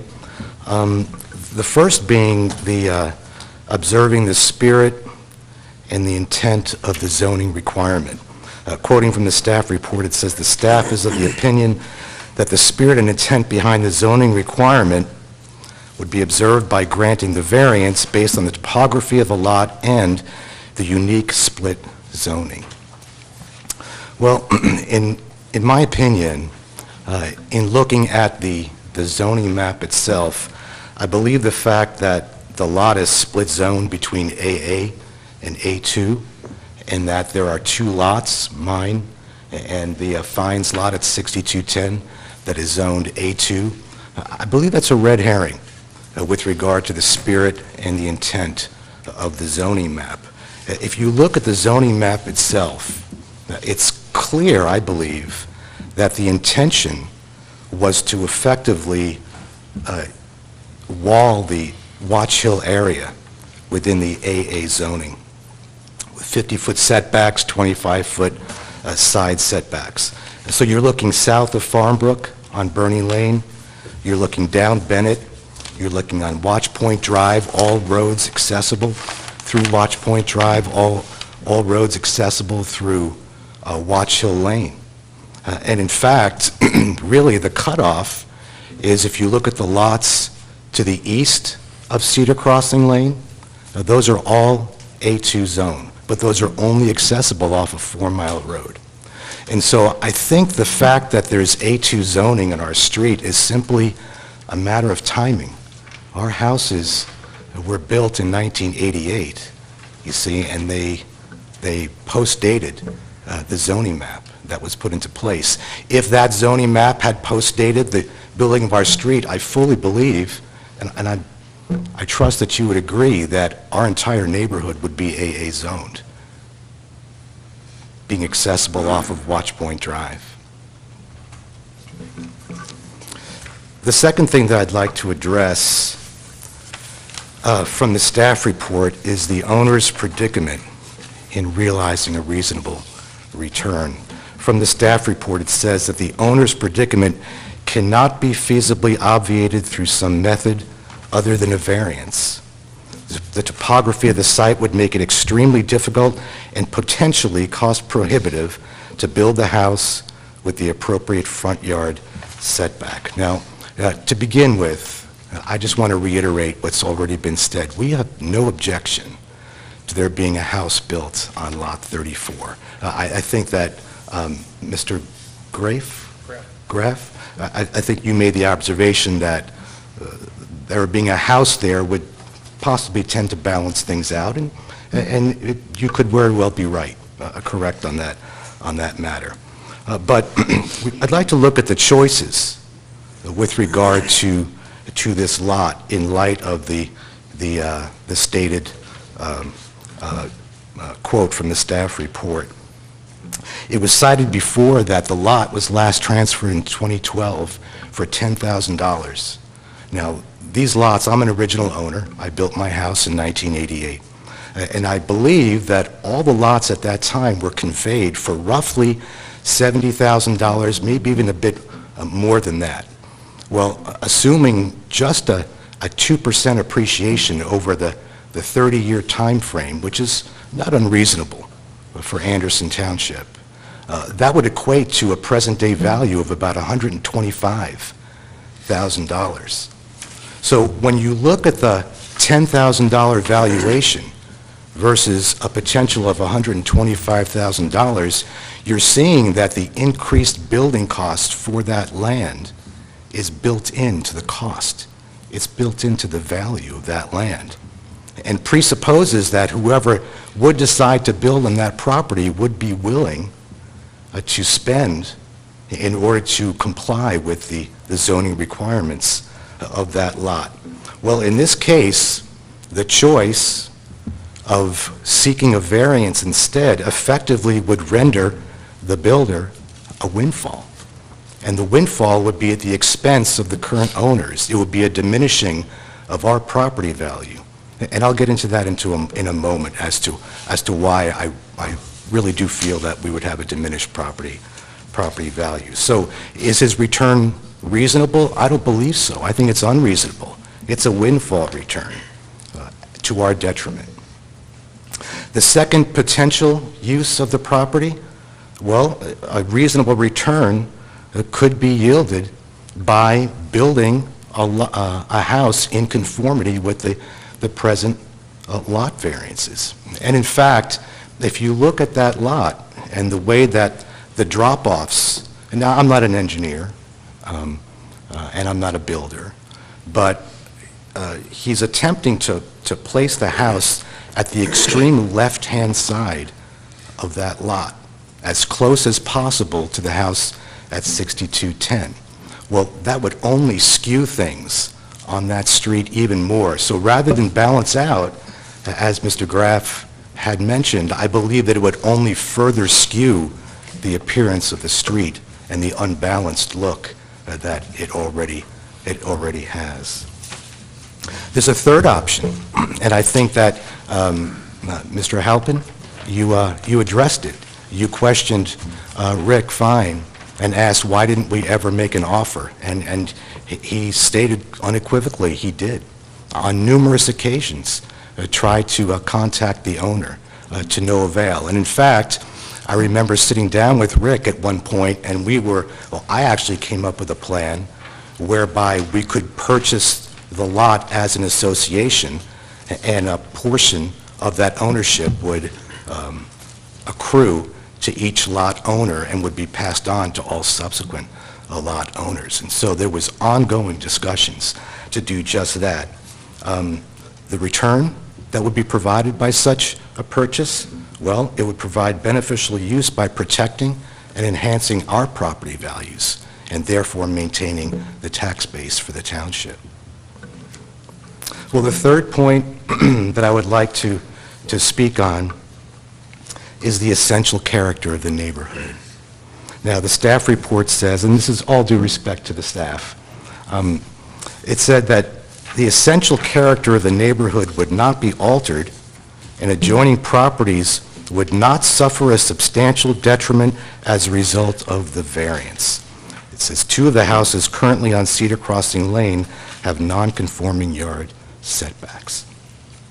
Well, I submit to you respectfully that the essential character of the neighborhood has already suffered substantial detriment as a result of a variance, and that this new variance would only serve to compound that error.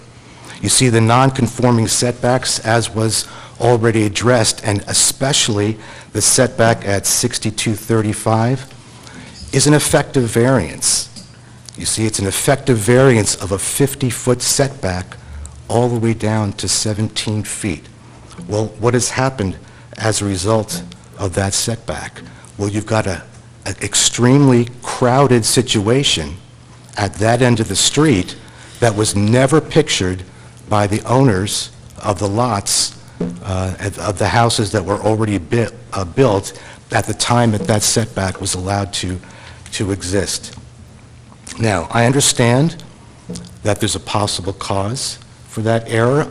It's just conjecture on my part, but I've learned a lot through this process in just the past few days, and I understand that in 1987, zoning for this area was transferred from Hamilton County to Anderson Township, and it's possible that there may have been some oversight. Now, I understand there's no malice involved in that being allowed to stand, but it doesn't change the fact that the effective variance caused real harm to the value of residences on the street.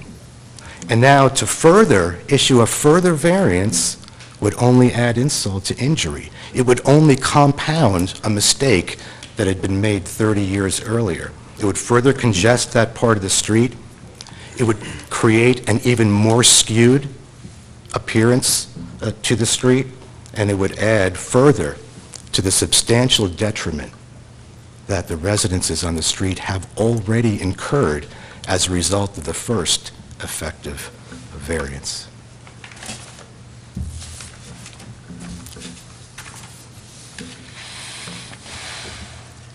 Thank you. I asked the other gentleman about the look of the street with regard to 2 stories versus a ranch. Do you have an opinion? I don't, no. I mean, again, I think we're all reasonable, and we want to be reasonable. But ranch, 2-story, we understand the rules. We just want the rules to be played by, according to, and we realize, just the fact is that we've already been harmed by a variance of this nature, and we don't want to be further harmed.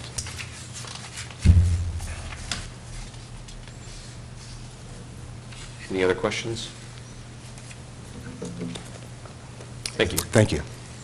Does anyone else wish to speak in opposition to this appeal? Please step forward, state your name and relation to the case.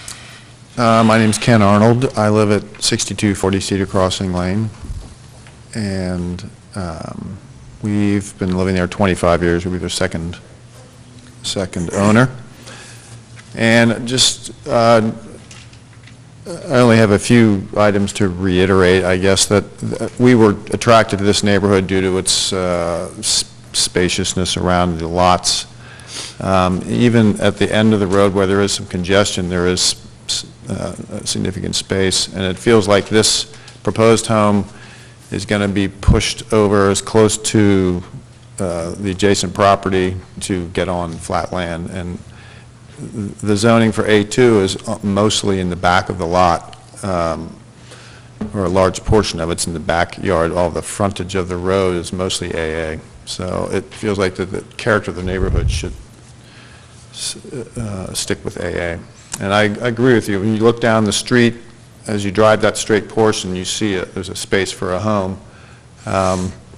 I just feel like the character of the setbacks, every other home is back away from the road more significantly than 40 feet. The corner, I guess the left-hand corner of the proposed property, he said that will be in the same setback line. That's really not exactly right, because the setback line for Mr. Fine's adjacent property, that his right corner or adjacent corners is over 50, I would say 53 feet, I think. So it feels like that corner of the adjacent house, when it's going to be as close as possible there, should be the same amount of 50 feet. But thank you. Any questions? Thank you. Does anyone else wish to speak in opposition to this appeal? Seeing none, does the appellant wish to rebut any of the testimony so far? Please step forward.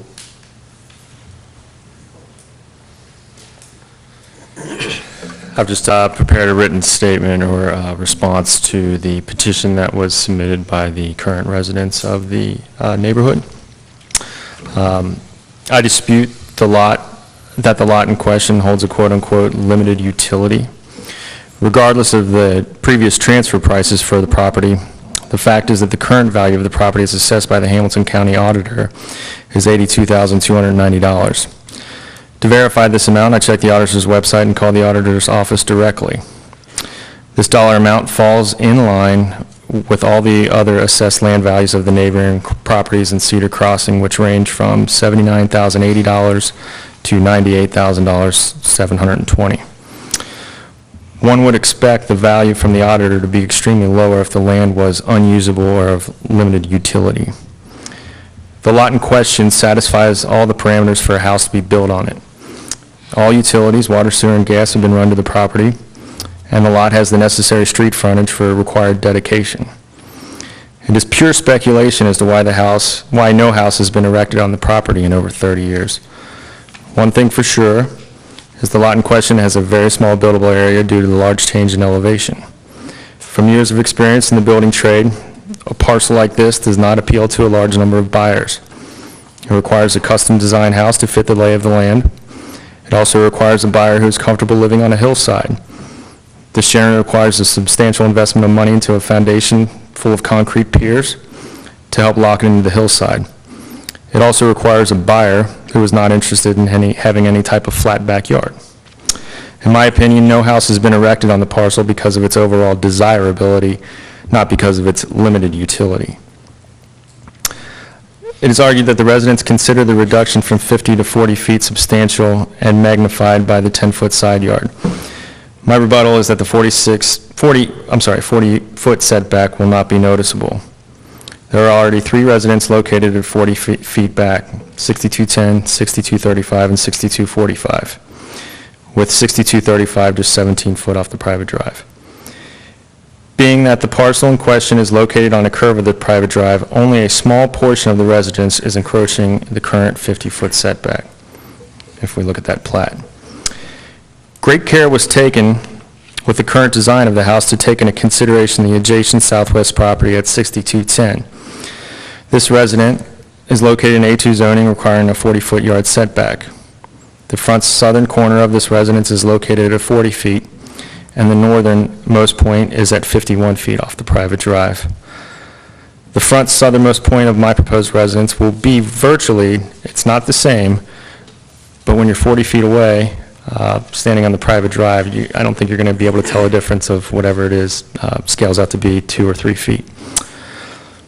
The fact that there has never been a zoning variance granted on Cedar Crossing is irrelevant. No other lot in Cedar Crossing has the type of building challenges that this lot has.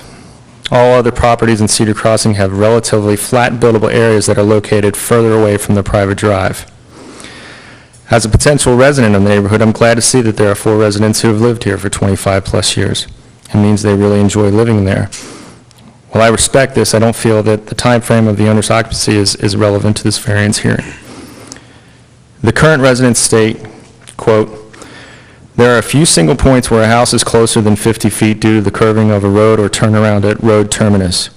But as shown in the attached images, these few single points do not represent the overall character of the neighborhood." This is exactly what I'm arguing. As shown in the plat of the proposed residence, only a few points encroach the 50-foot setback line. I don't want to change the look of the neighborhood or set a precedent. I just want to build a house on the safest part of the property. Like the property in question, at 6245 Cedar Crossing sits a residence that is located requiring a 50-foot setback. Like the property in question, it is prominently located at the end of a straight section of Cedar Crossing Lane and is regularly viewed by all residents. There is a part of the covered porch that is only 41 feet off the private drive. My proposed residence is almost identical to this residence in regards to setback. Knowing this situation already exists in the neighborhood, I have to ask the question, how would constructing the house at the proposed location alter the neighborhood or be an injustice to the existing residents? And that's it. Any questions from the board? You're going to be the person living there? You've got a contract on the land, is that it? Yeah, I've got basically an agreement pending tonight's. Your family is the builder? Correct. Mm-hmm. Okay. But you weren't the previous owner of the land? No. You bought it from somebody that you don't know? Correct. Okay. Exactly. Thank you. Have you determined the cost viability of meeting, not requiring to come to a variance, having the setbacks of 50 feet off each corner? Is that even viable financially from your perspective? No. It would require a significant amount of money, basically requiring a very, probably, I'd have to investigate it more, but a large sub-basement. And just a lot of probably unneeded costs to preserve the look of the neighborhood. Can I see your sign one more time? Sure. Mention a couple dimensions. Sure. The two corners of the house.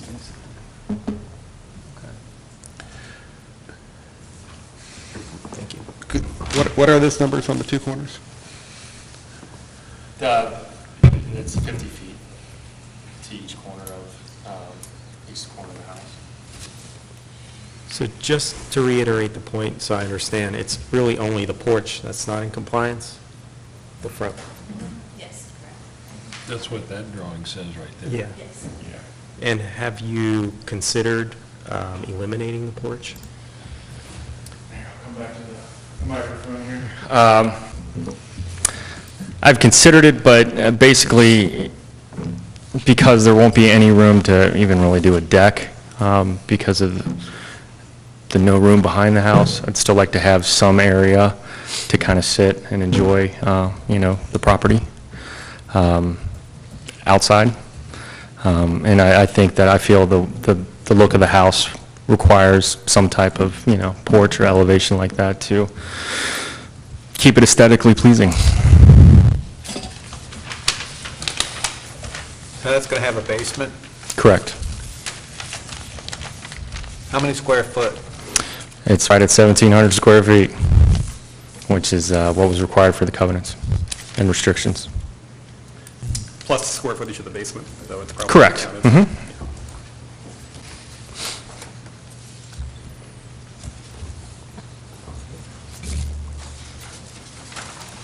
Any further questions? Thank you. Thank you for your time. Thank you. Board have any questions for anybody else?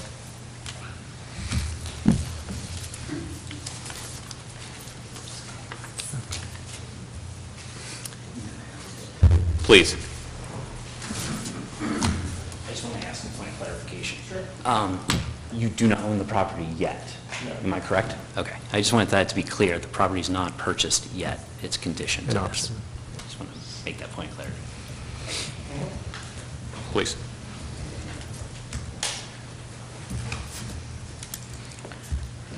I don't know if the proposed house plan has changed. I don't believe it has from what was originally submitted. But our measurements using that plot plan showed the corner adjacent to our house at 40 feet setback.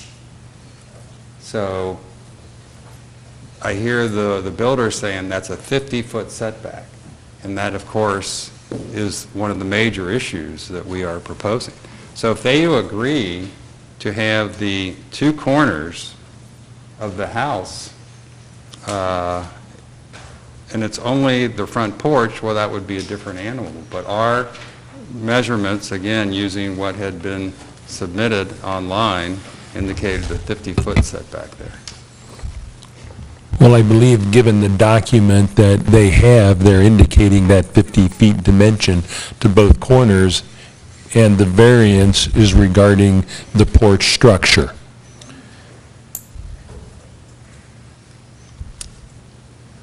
I didn't hear that. We could not see the what was presented here when we were in the back of the room. Excuse me, have you been sworn in? I'm sorry, what? Have you been sworn in? Yes. Okay, can you state your name, address, and relation to the case, please? It's Chris Rogers, 1493 Grand Oaks Drive, Anderson Township. Thank you. And if you would, address your comments to the board. Okay. I think there's misconception here. It sounds like the residents are assuming that the left front corner of the garage is at 40 feet, which would be approximately 11 to 12 feet out in front of this gentleman's home, when in reality, his home is 51 feet from the pavement to the northeast corner, and the new proposed home will be 50 feet, so there's only a 1 foot difference between the two homes as far as distance from the pavement. The 40-foot distance, purely, the encroachment is only the front porch area. So both the left front corner and the right front corner of the proposed house will be even at the larger setback of 50 feet for the AA zoning, not the A2 zone. So anything regarding the front of the basic house structure, not including the porch, is a minimum of 50 feet. That's correct. There is only some encroachment of this open porch structure that is encroaching in the 50 feet. Exactly. And you have a dimension there on that? Yes. It's There's actually, 43.4? Yes. Okay. And then the other corner is 48.3? there's a little bump out too. No, I'm talking about that corner right there. Okay. Okay. So technically, you could change your variance to a smaller number. Somebody said it at 40. And so as far as you're concerned, as long as they're within the 50-foot corner to corner, you don't have a problem? If that were the case, and the majority of the house was 50 feet, then that would be a much different story. This is a different drawing than we were provided. It's the same drawing. The measurements are different. There are no side measurements on it. Yeah, there's no That's right. measurements on the drawing. We had Yeah. John Duffy add the dimensions. They're, say, 50 and 50. Everything's the same. And everything else is identical. Yes, sir. Well, we... Your house is basically right at that line. 51 feet back. I need you to address the comments to the board, please. And Oh, I'm sorry. The, what's your name again? I'm sorry. Rick. Rick's house is exactly 51 feet back from pavement on the northern corner, and the proposed residence will be 50 feet. So we measured his house today off the sideline. It's 14 feet 6 inches.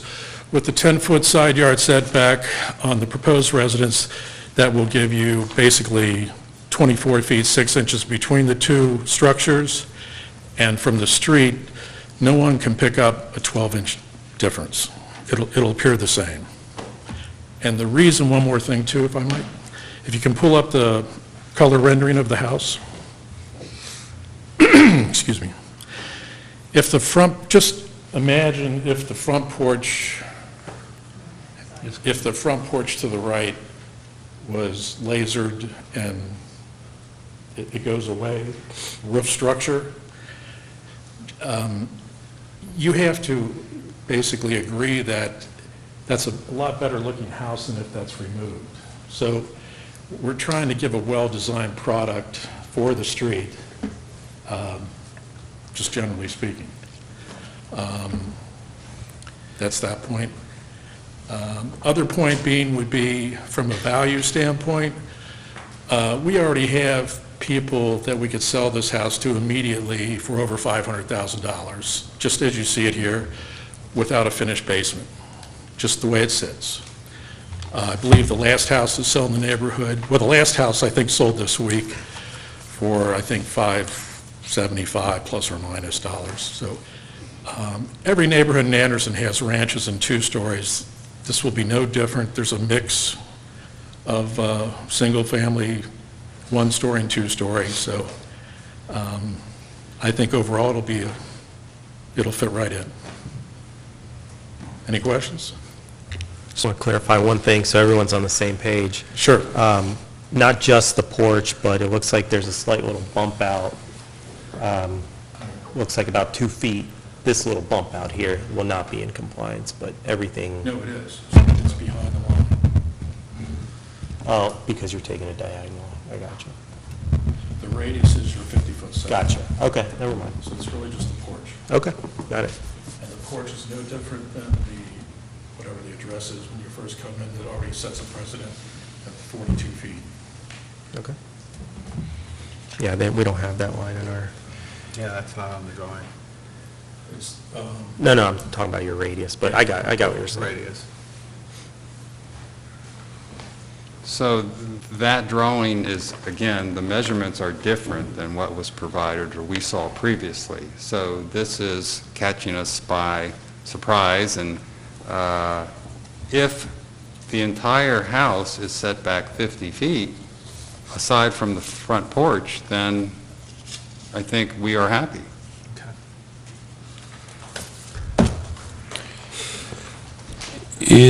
Speaking for one resident. Thank you. Thank you. What you're saying is if the basis of the house is more than 50 feet away, with the exception of the front porch, You'd be okay with it? you'd be okay with it? Yes, Okay, thank you. the entire foundation aside from the porch. Okay, thank you. Thank you. Yes, sir.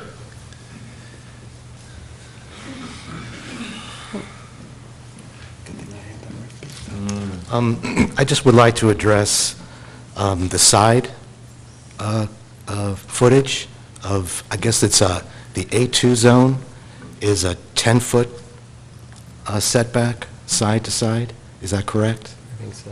That is correct. And so, if my understanding is correct, Rick mentioned that he was happy with the 50-foot setback corner to corner that complied with the AA zoning. I would like to examine the feasibility of attaining an AA zoning side setback for this house. Again, addressing the idea that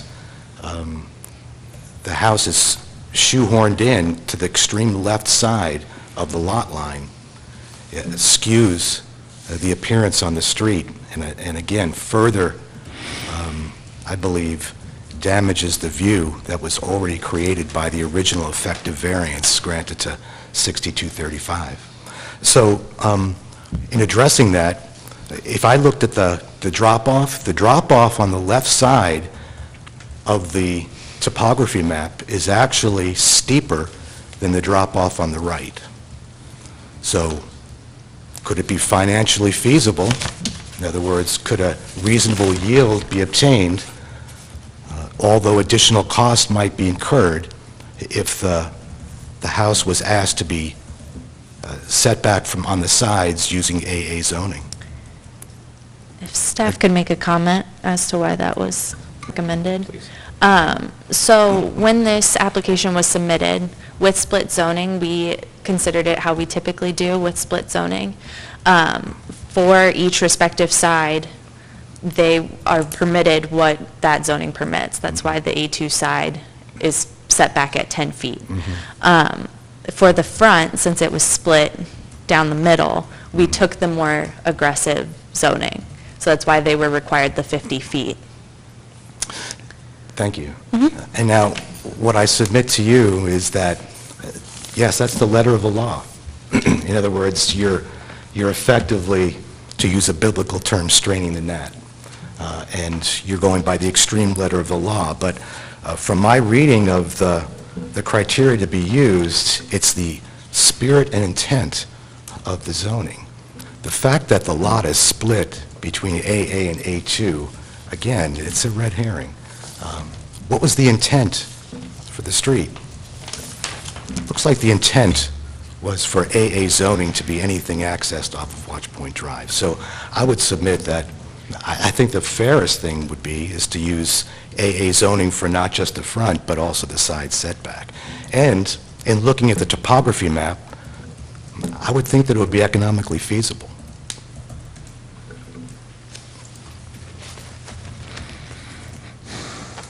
Any questions on the board? Thank you. Okay. Board, have any further questions for anybody? Are you ready to close the public hearing on this case? Seeing no objections from the board, I will close the public hearing on case number 7-2018 BZA, and we will recess. We can take a recess prior to deliberations.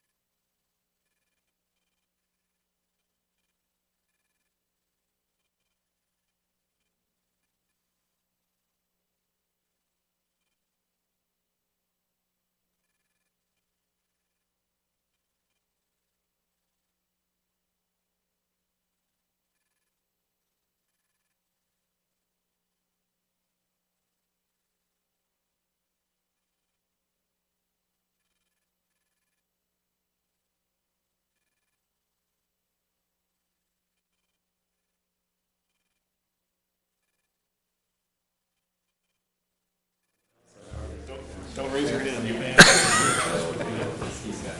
You're the question.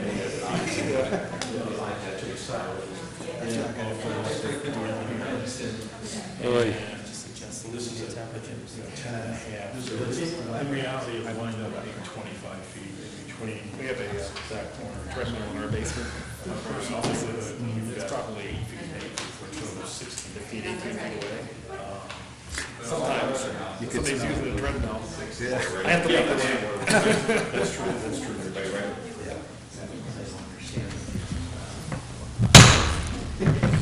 Board is back in session. We're going to undertake the deliberation of case number 3-2018 BZA regarding 7910, 7912 Woodruff Road. Does anybody wish to start us off on the board with the discussion? Well, I feel like the water issue is not our issue. I'd like to believe that it is, but it's not. And we don't have enough documentation or verification that the water would be exacerbated by this construction. Plus, everything flows downhill as far as I'm concerned. So it seems to me that if they're going to build a house in an area that's going to be prone to flooding, then they're going to make sure that the house is built in such a fashion that it will not flood, nor will it impact their neighbors. I would think that that would be what I'd try to do at least. So, and two, it's going to flow downhill. So, there you have it. That's my opinion. And two, we're here to make a determination on the driveway. And what's your thought on the driveway? I'm okay with it. Thank you. I think the elevation map also would support the fact that the locations in that subdivision are, and again, you can't tell completely, but it looks like they're higher elevation. Looks like the low point is in the middle between 7910 and 7912.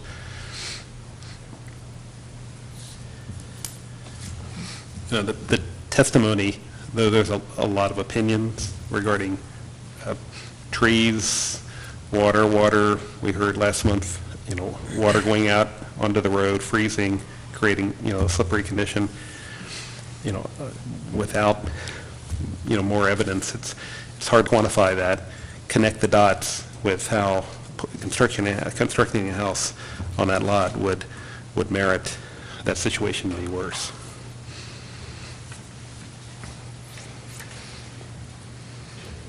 The part that I always go back to is the homeowner is actually essentially building this house right in their backyard. I don't see how they could detrimentally do anything that would essentially hurt themselves. So any kind of water that is diverted, they're essentially diverting it to their house. And the other thing that I go back to is there's nothing stopping the homeowner from building an accessory structure or a pool or any other thing in their backyard that essentially would create a lot of the same effects. And having testimony from the neighbor that also says that they're in favor of this, I think, helps a lot for me.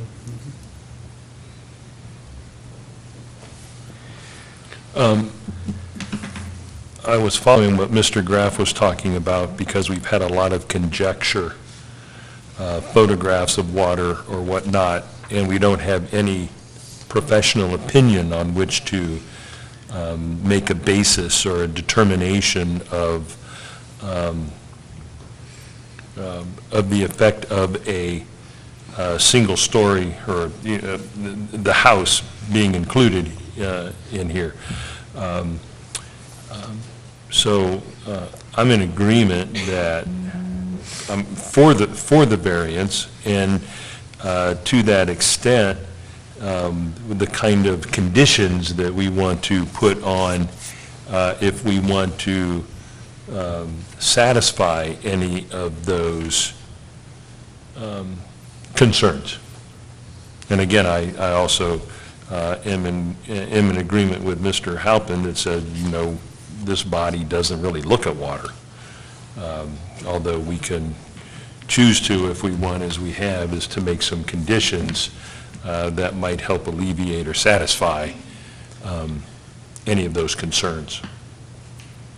I think we were talking about the Hamilton County conditions that this woman up front had brought up, and it makes sense that we talk about some compliance in those issues. I guess I struggle with putting conditions on something that, again, it comes back to what our board is able to do or not do. They're going to have to go through the due diligence with the county, with the inspectors, with the water district, on everything having to do with the construction of that home. If it's all said and done, when it's all said and done, and there is a water issue, that issue will come up. It will not come back to this board because it's not our call to make.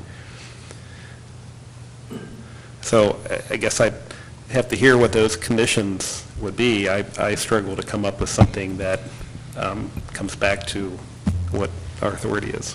And I think as a point to mention that staff also doesn't see anything to do that has to do with water. It goes straight to Hamilton County or MSD or Soil and Water Conservation. It doesn't even come through here. Basically beyond our purview. Mm-hmm. With that said, I'm kind of in agreement with the sentiment. I propose somebody make a motion, and then if you wanted to add conditions, we can consider the conditions as part of that motion.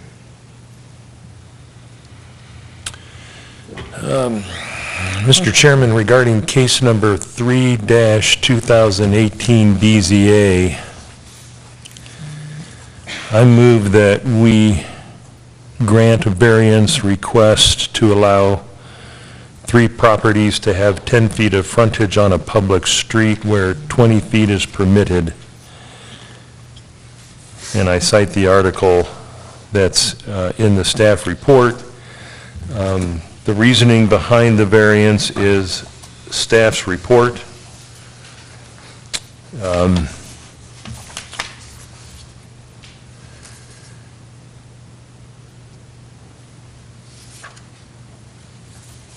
I'm still thinking of conditions here. Typically that the project is started within 1 year and completed within 2 years.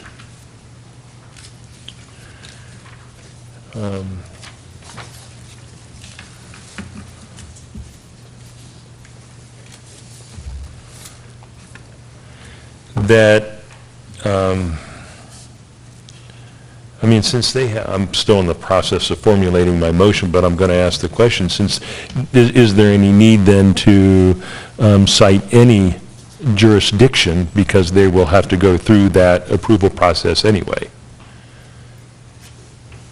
I'm not sure, just because it's their due diligence as they're going through the building department, it will get sent to all of those departments. And maybe we just state that they perform all due diligence in accordance with Hamilton County zoning, building codes, whatever. So said. Second. Do we have any discussion on the motion? Please. Was it included that they are within substantial conformance with the plan submitted on March 12th, 2018? No. We do need to enumerate some submissions, correct? Yes.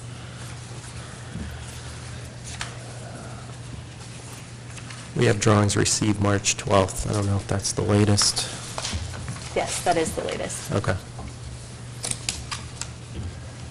So in substantial conformance with sheet number 1, the plat of survey, is that correct? Yes.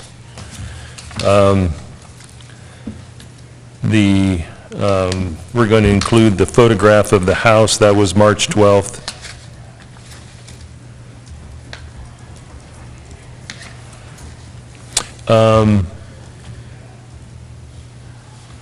Yeah, there was one other condition that I talked about before, and I'm going to throw out here, is that the adjoining property at 7912 said that they were not going to add a single, another house to their property.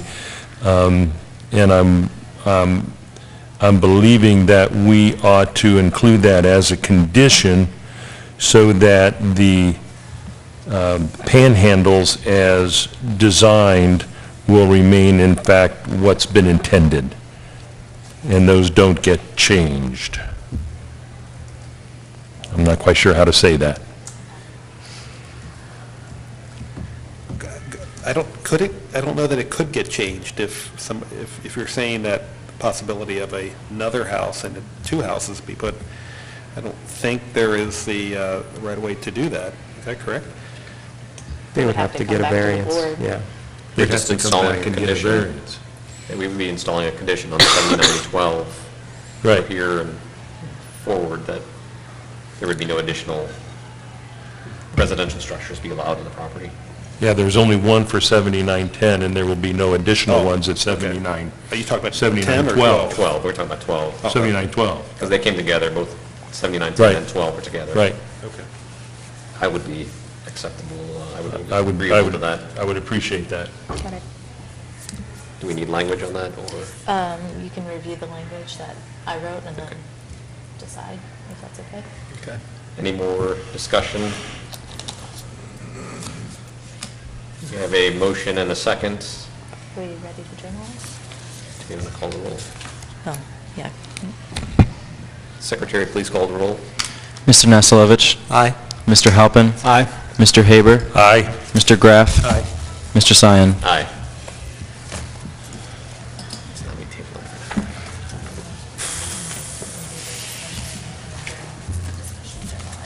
Just journalize at the end. Is that fine? Yeah. This is my second command. Sure. With regards to case number 5-2018 BZA 873 Holes Avenue, with regards to a 6-foot fence where normally a 4-foot fence is allowed in the side yard. Do we have any discussion from the board? No. If there's no opposition to it, I'd say I'd go with it. It's one of the easier cases of the night. I'm in favor. Second favor. So we have agreement. Does somebody wish to make a motion?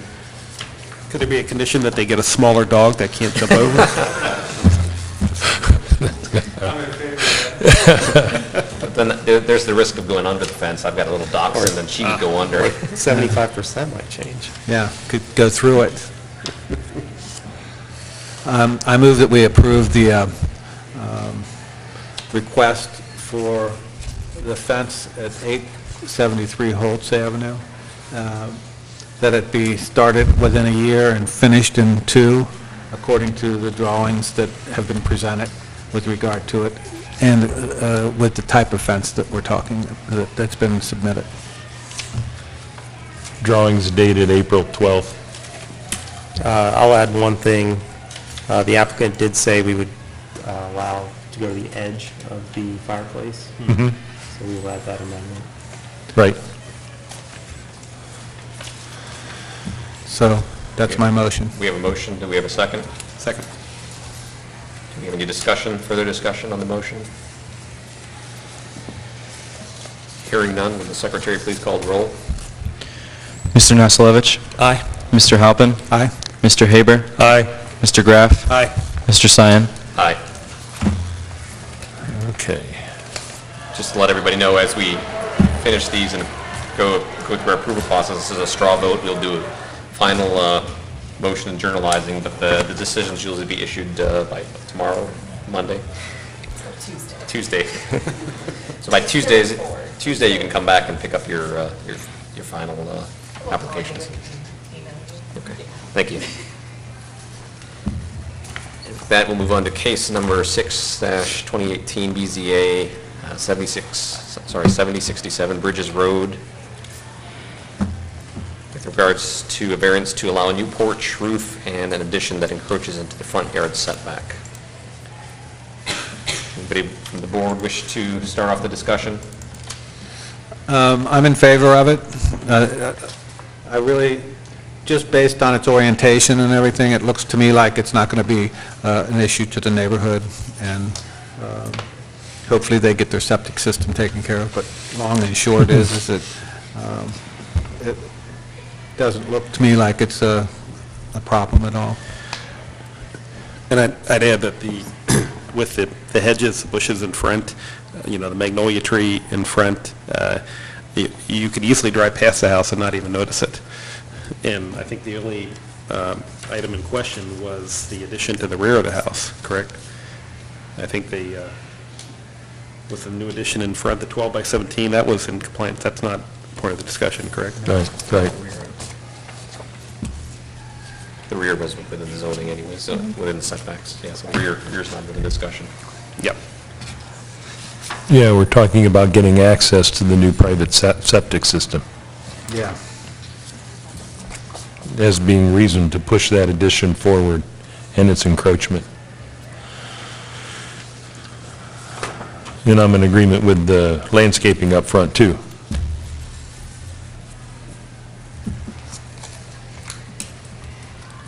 Any further discussion?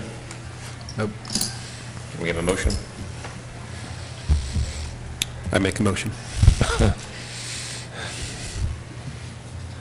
want to add anything to your motion? Regards to plans, dates?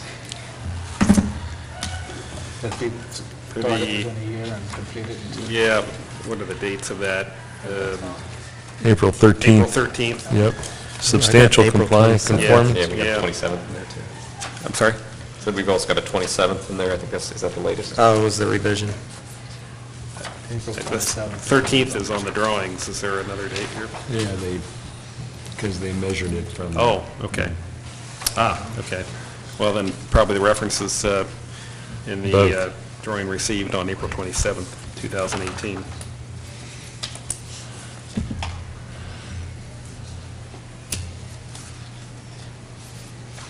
Is that the completion of the motion there? Mr. I'm sorry, yeah, I'm sorry. To be started within 1 year and completed within 2. Thank you. So what was the date? April 27th. April 27th. Both. Thank you. We have a motion. Do we have a second? I'll second. The secretary, please call the roll. Mr. Nasilevich? Abstain. Mr. Halpin?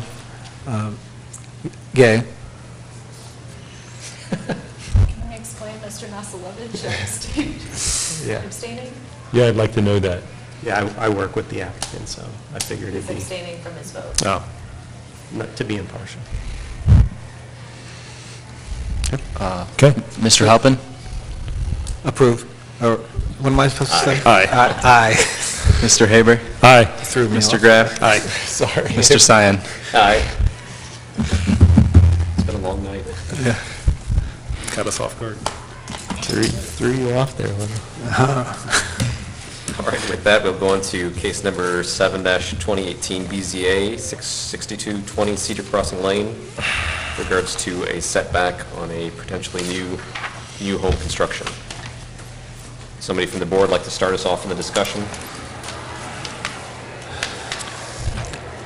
I'm looking at the drawing, or not the drawing, but the picture with all the distances and all that, and I can't see where it's going to make that big a difference in the visual of the neighborhood myself. And I think it's an attractive property. And it hits the setbacks, and the only reason it doesn't hit the setback and it requires the variance is because of the porch. And so, bottom line is I just don't see a problem with it.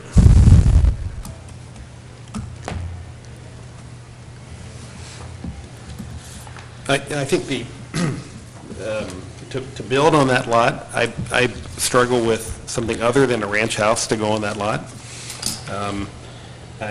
In fact, a ranch house, in my opinion, is probably the style house that's necessary to build on it, regardless of the setback. I think we all have seen ranch homes combined with 2 stories in neighborhoods, and I think it's more about the quality of the home, more so than the size of the home.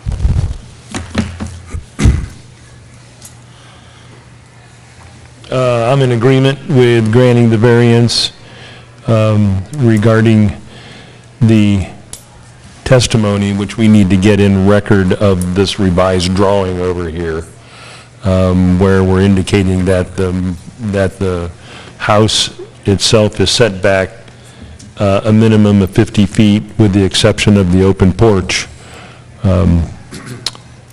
So I don't, I'm in agreement with Mr. Graff is that that difference I don't think is going to have a huge impact.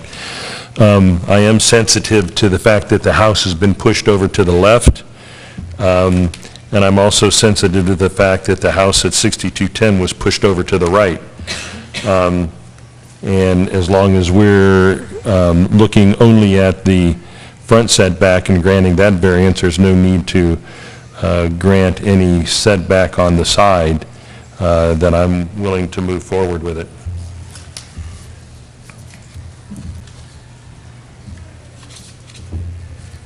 Any other discussion?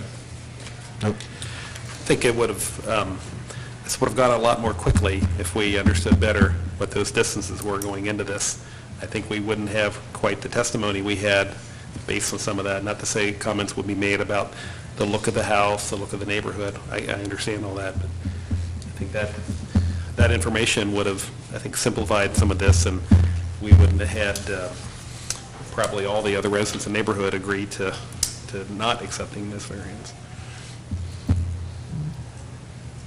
The item that I also comment on is the narrowness of the house. It is evident that the applicant has taken note of the hillside and has made the house very narrow.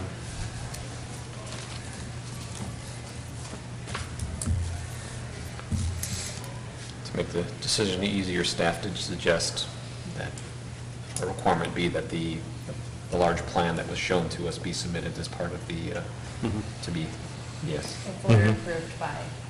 Right. For a zoning certificate, they would need to submit Yeah. that. Okay.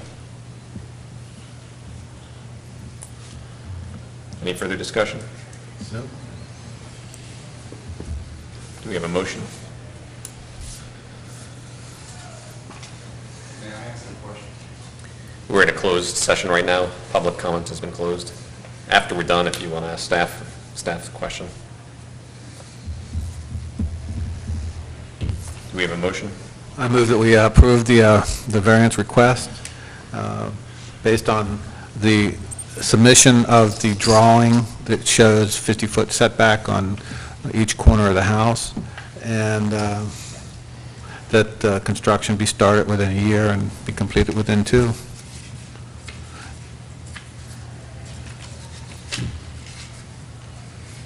Any amendments to the motion? Do we want to include that document as a part of our decision tonight, or was the testimony adequate? No, I asked that that be included Okay. in my proposal. And then what's the date of the picture? Not dated. It was submitted the same day as the rest. April 13th. April 13th? Okay. And construction be based on submission of the drawings and picture dated April 13th, 2018. Motion's been made. Do we have a second? Second. Any discussion? Seeing none, would the secretary please call the roll? Mr. Naslevich? Aye. Mr. Halpin? Aye. Mr. Haber? Aye.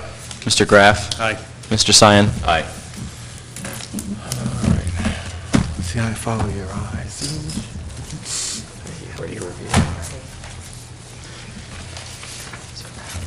Now we need to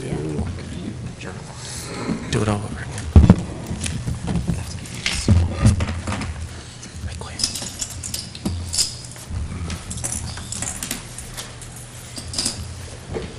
Staff is already ready with the motions. No, those were straw votes, though, don't we? Yeah. Okay. This will be the... This will be the formal. Yeah.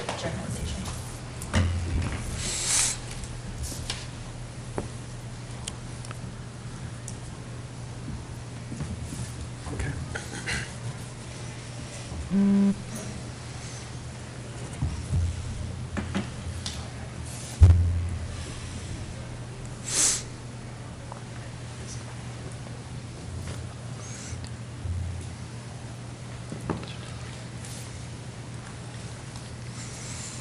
good. Okay.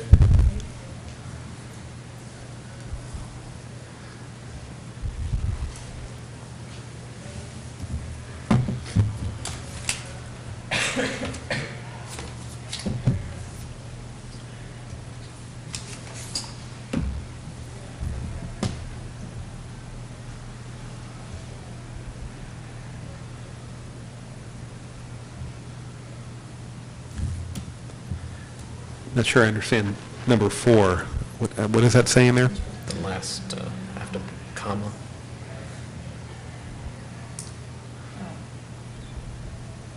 Talking about the driveway there.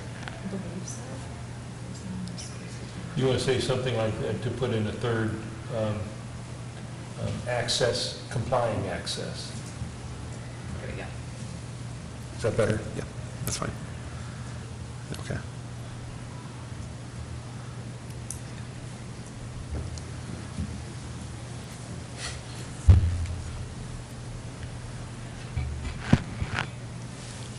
Did we have the condition on 7912? Yes, it's further down, so. Okay. Thank you. Split between 2 pages.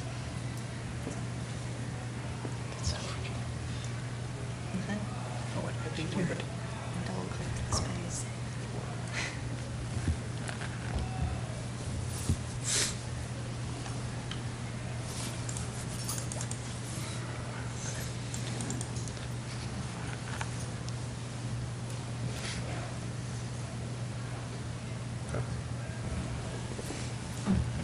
Looks good.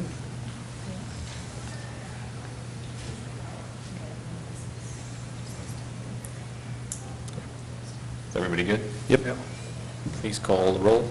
Mr. Chair, regarding case number 3-2000 BZA, I move that we approve and journal our decision. So noted. Do we have a second? I'll second. Secretary, please call the roll. Mr. Nasilevich? Aye. Mr. Halpin? Aye. Mr. Haber? Aye. Mr. Graff? Aye. Mr. Sion? Aye. Did you move? The date on that, I think, was wrong. At the bottom. Thank you. Sorry. No, I didn't hit bring it. These things are true.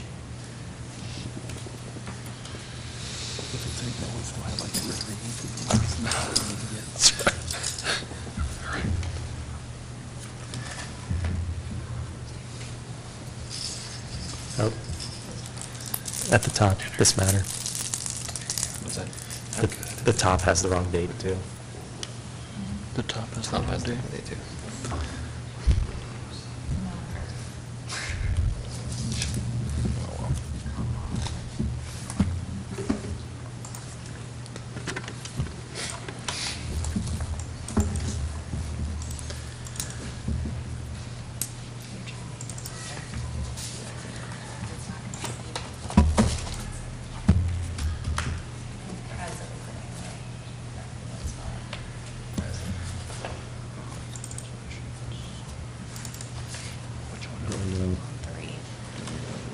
Yeah.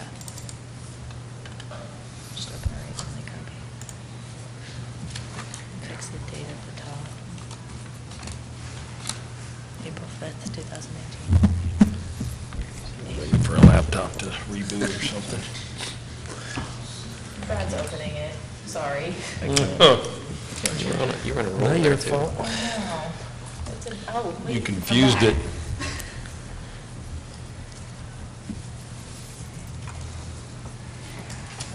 All right, so now we're good? Do you want me to print it out? Well, You can just save it and I can print it. right, so the next one would be case 5.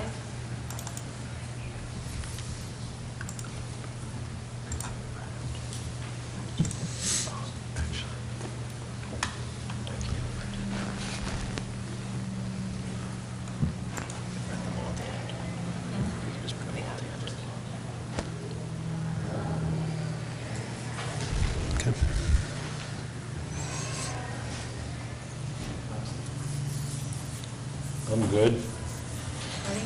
Me too. Yes.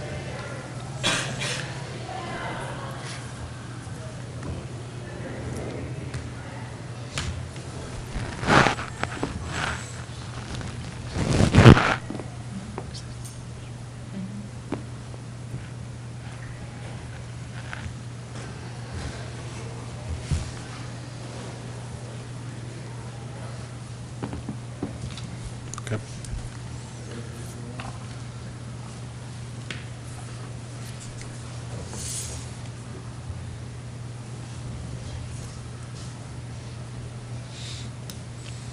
Okay. Mm-hmm.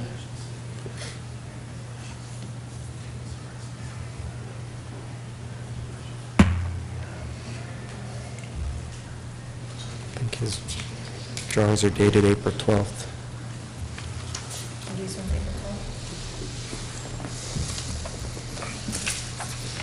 Yeah.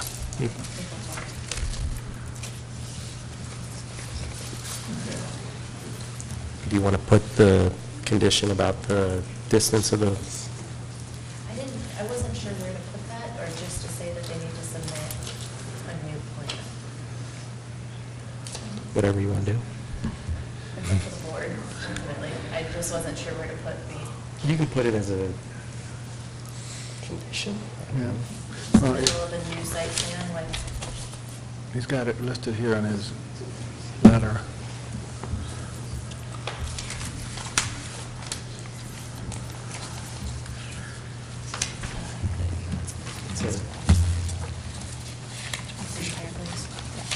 Should we just say 10 feet? Jen? I thought he said 7.5. I thought I did too. But I think he has it measured.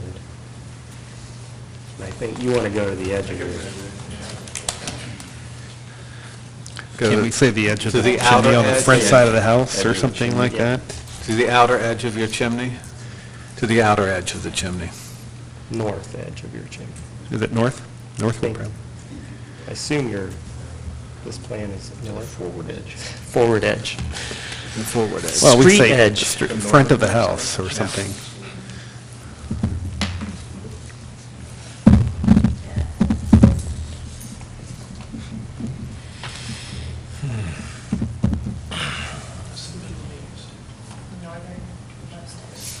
Is the house facing north? Just street. Is the Street forward edge. edge? Street side, Front side. Yeah, to the front side of the chimney. to the front side of the chimney. Yeah.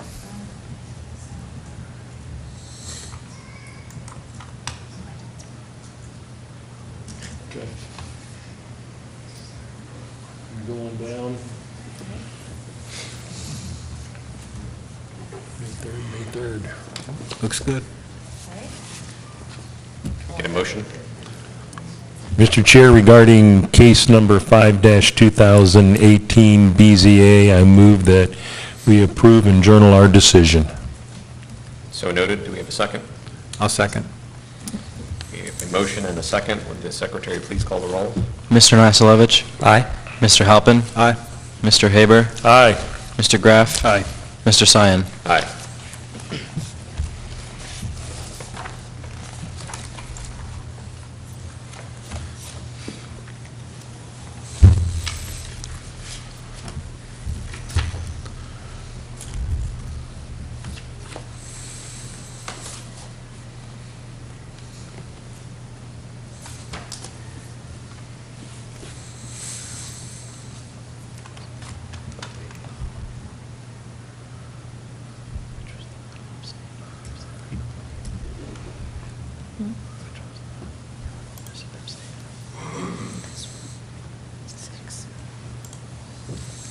Okay.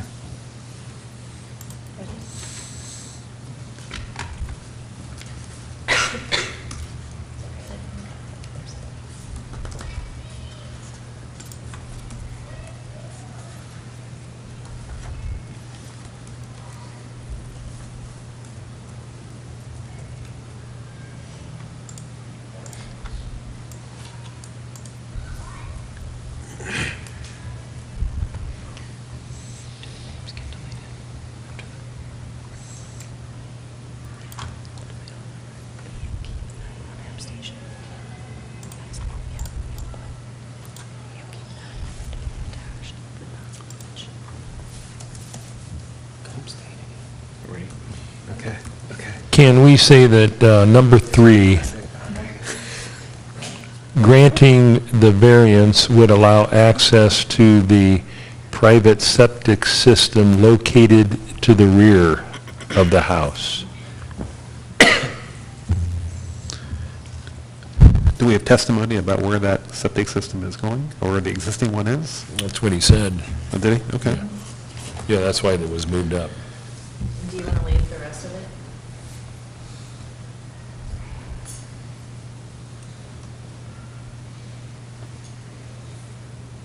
I'm good with the rest of it, yeah.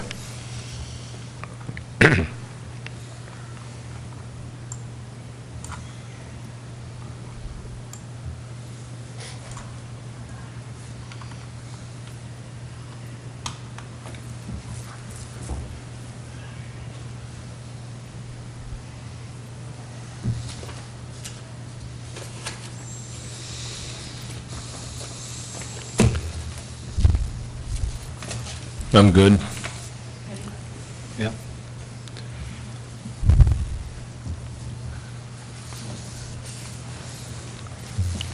Okay. Can we get a motion to approve and journalize?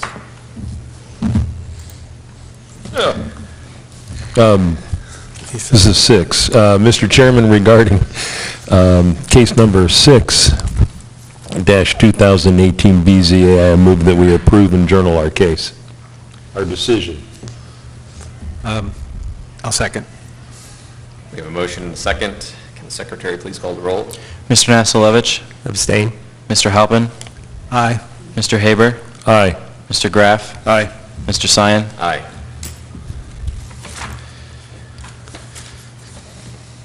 Last one of the evening. What's that? It's the last one of the evening. It's still early. What time? 8:30.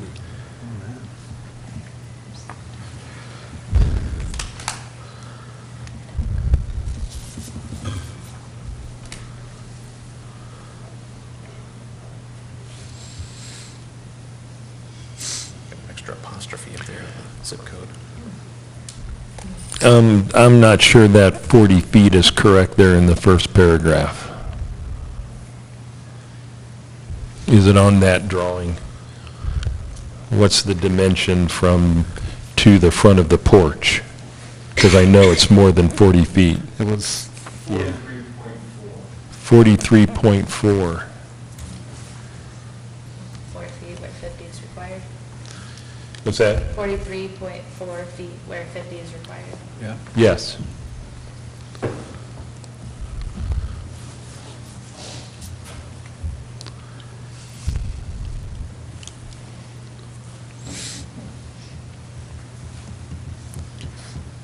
Okay.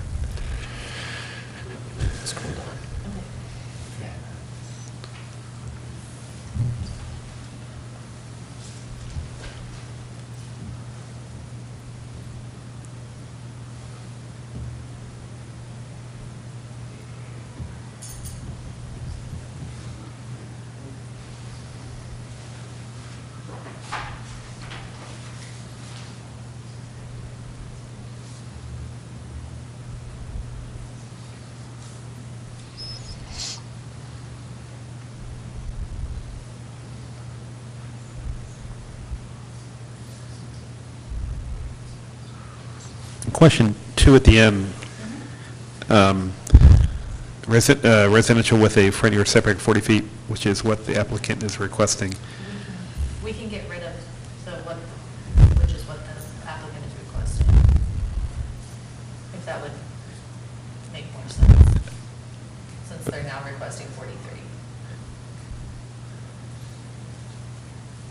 Yeah, it makes sense. Okay.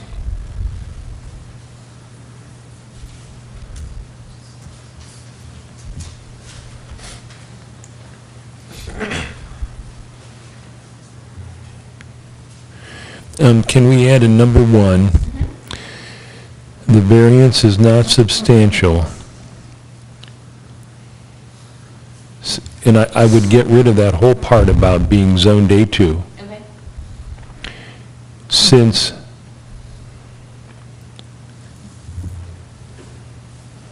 the majority of the house will have a setback of 50 feet, and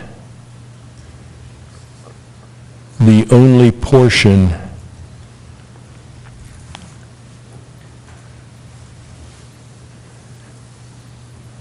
of the house being set back, was it 43.4 feet, is the front open porch. Covered, perfect.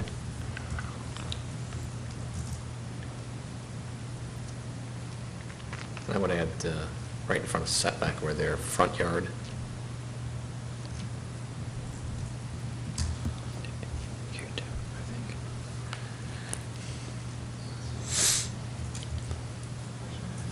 Thank you.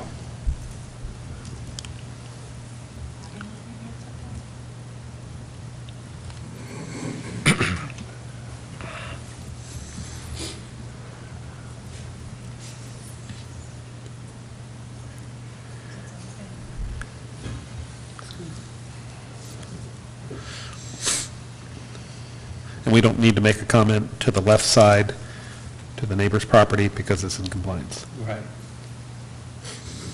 We're not addressing that in this particular case. Okay.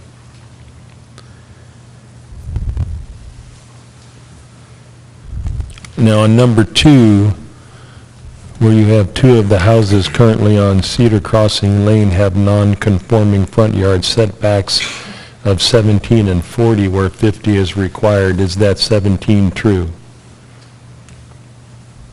Yes, because we consider that side that is the private drive, the front yard. The front yard, okay? Thank you.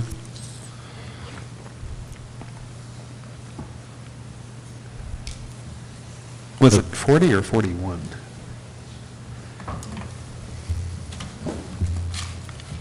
It was 41. It was 41? Yep.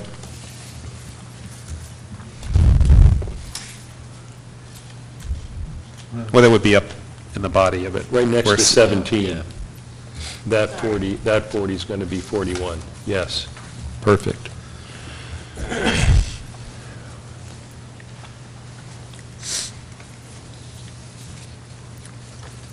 Those aren't surveyed, though. Those are provided dimensions. Yeah, that's true. We can't hear. I'm sorry, I said those aren't surveyed dimensions. Can we still use them? Or do we provide it? That's true. Oh, okay, gotcha. What was that? And it was. We can take it because it's testimony. Okay. Staff also verified. Oh, okay. Ready to go down? Yep.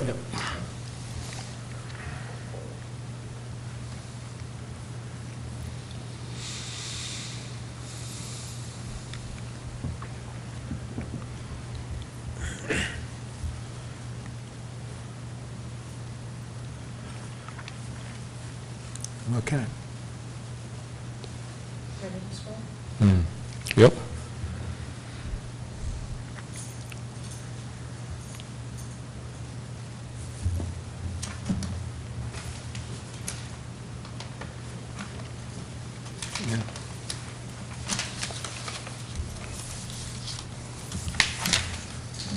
Number 2, do you want that to say each front corner? What's that? What's that? For number 2, do you want it to say, showing 50 feet from the private drive to each front corner? Or, Sure. Yep.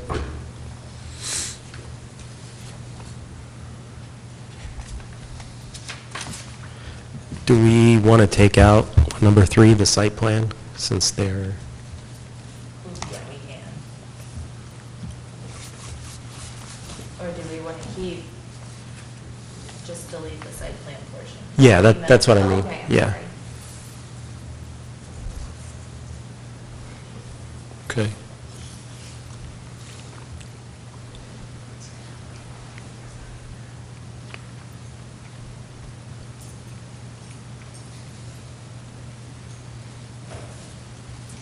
to go down? Yep.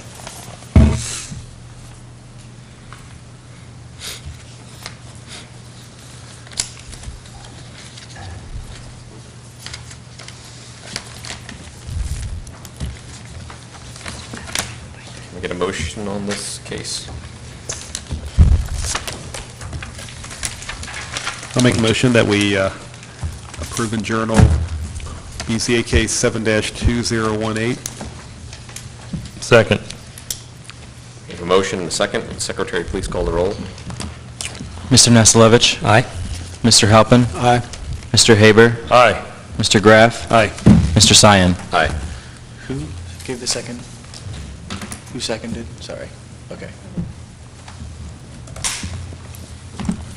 We adjourn. We are adjourned. Okay.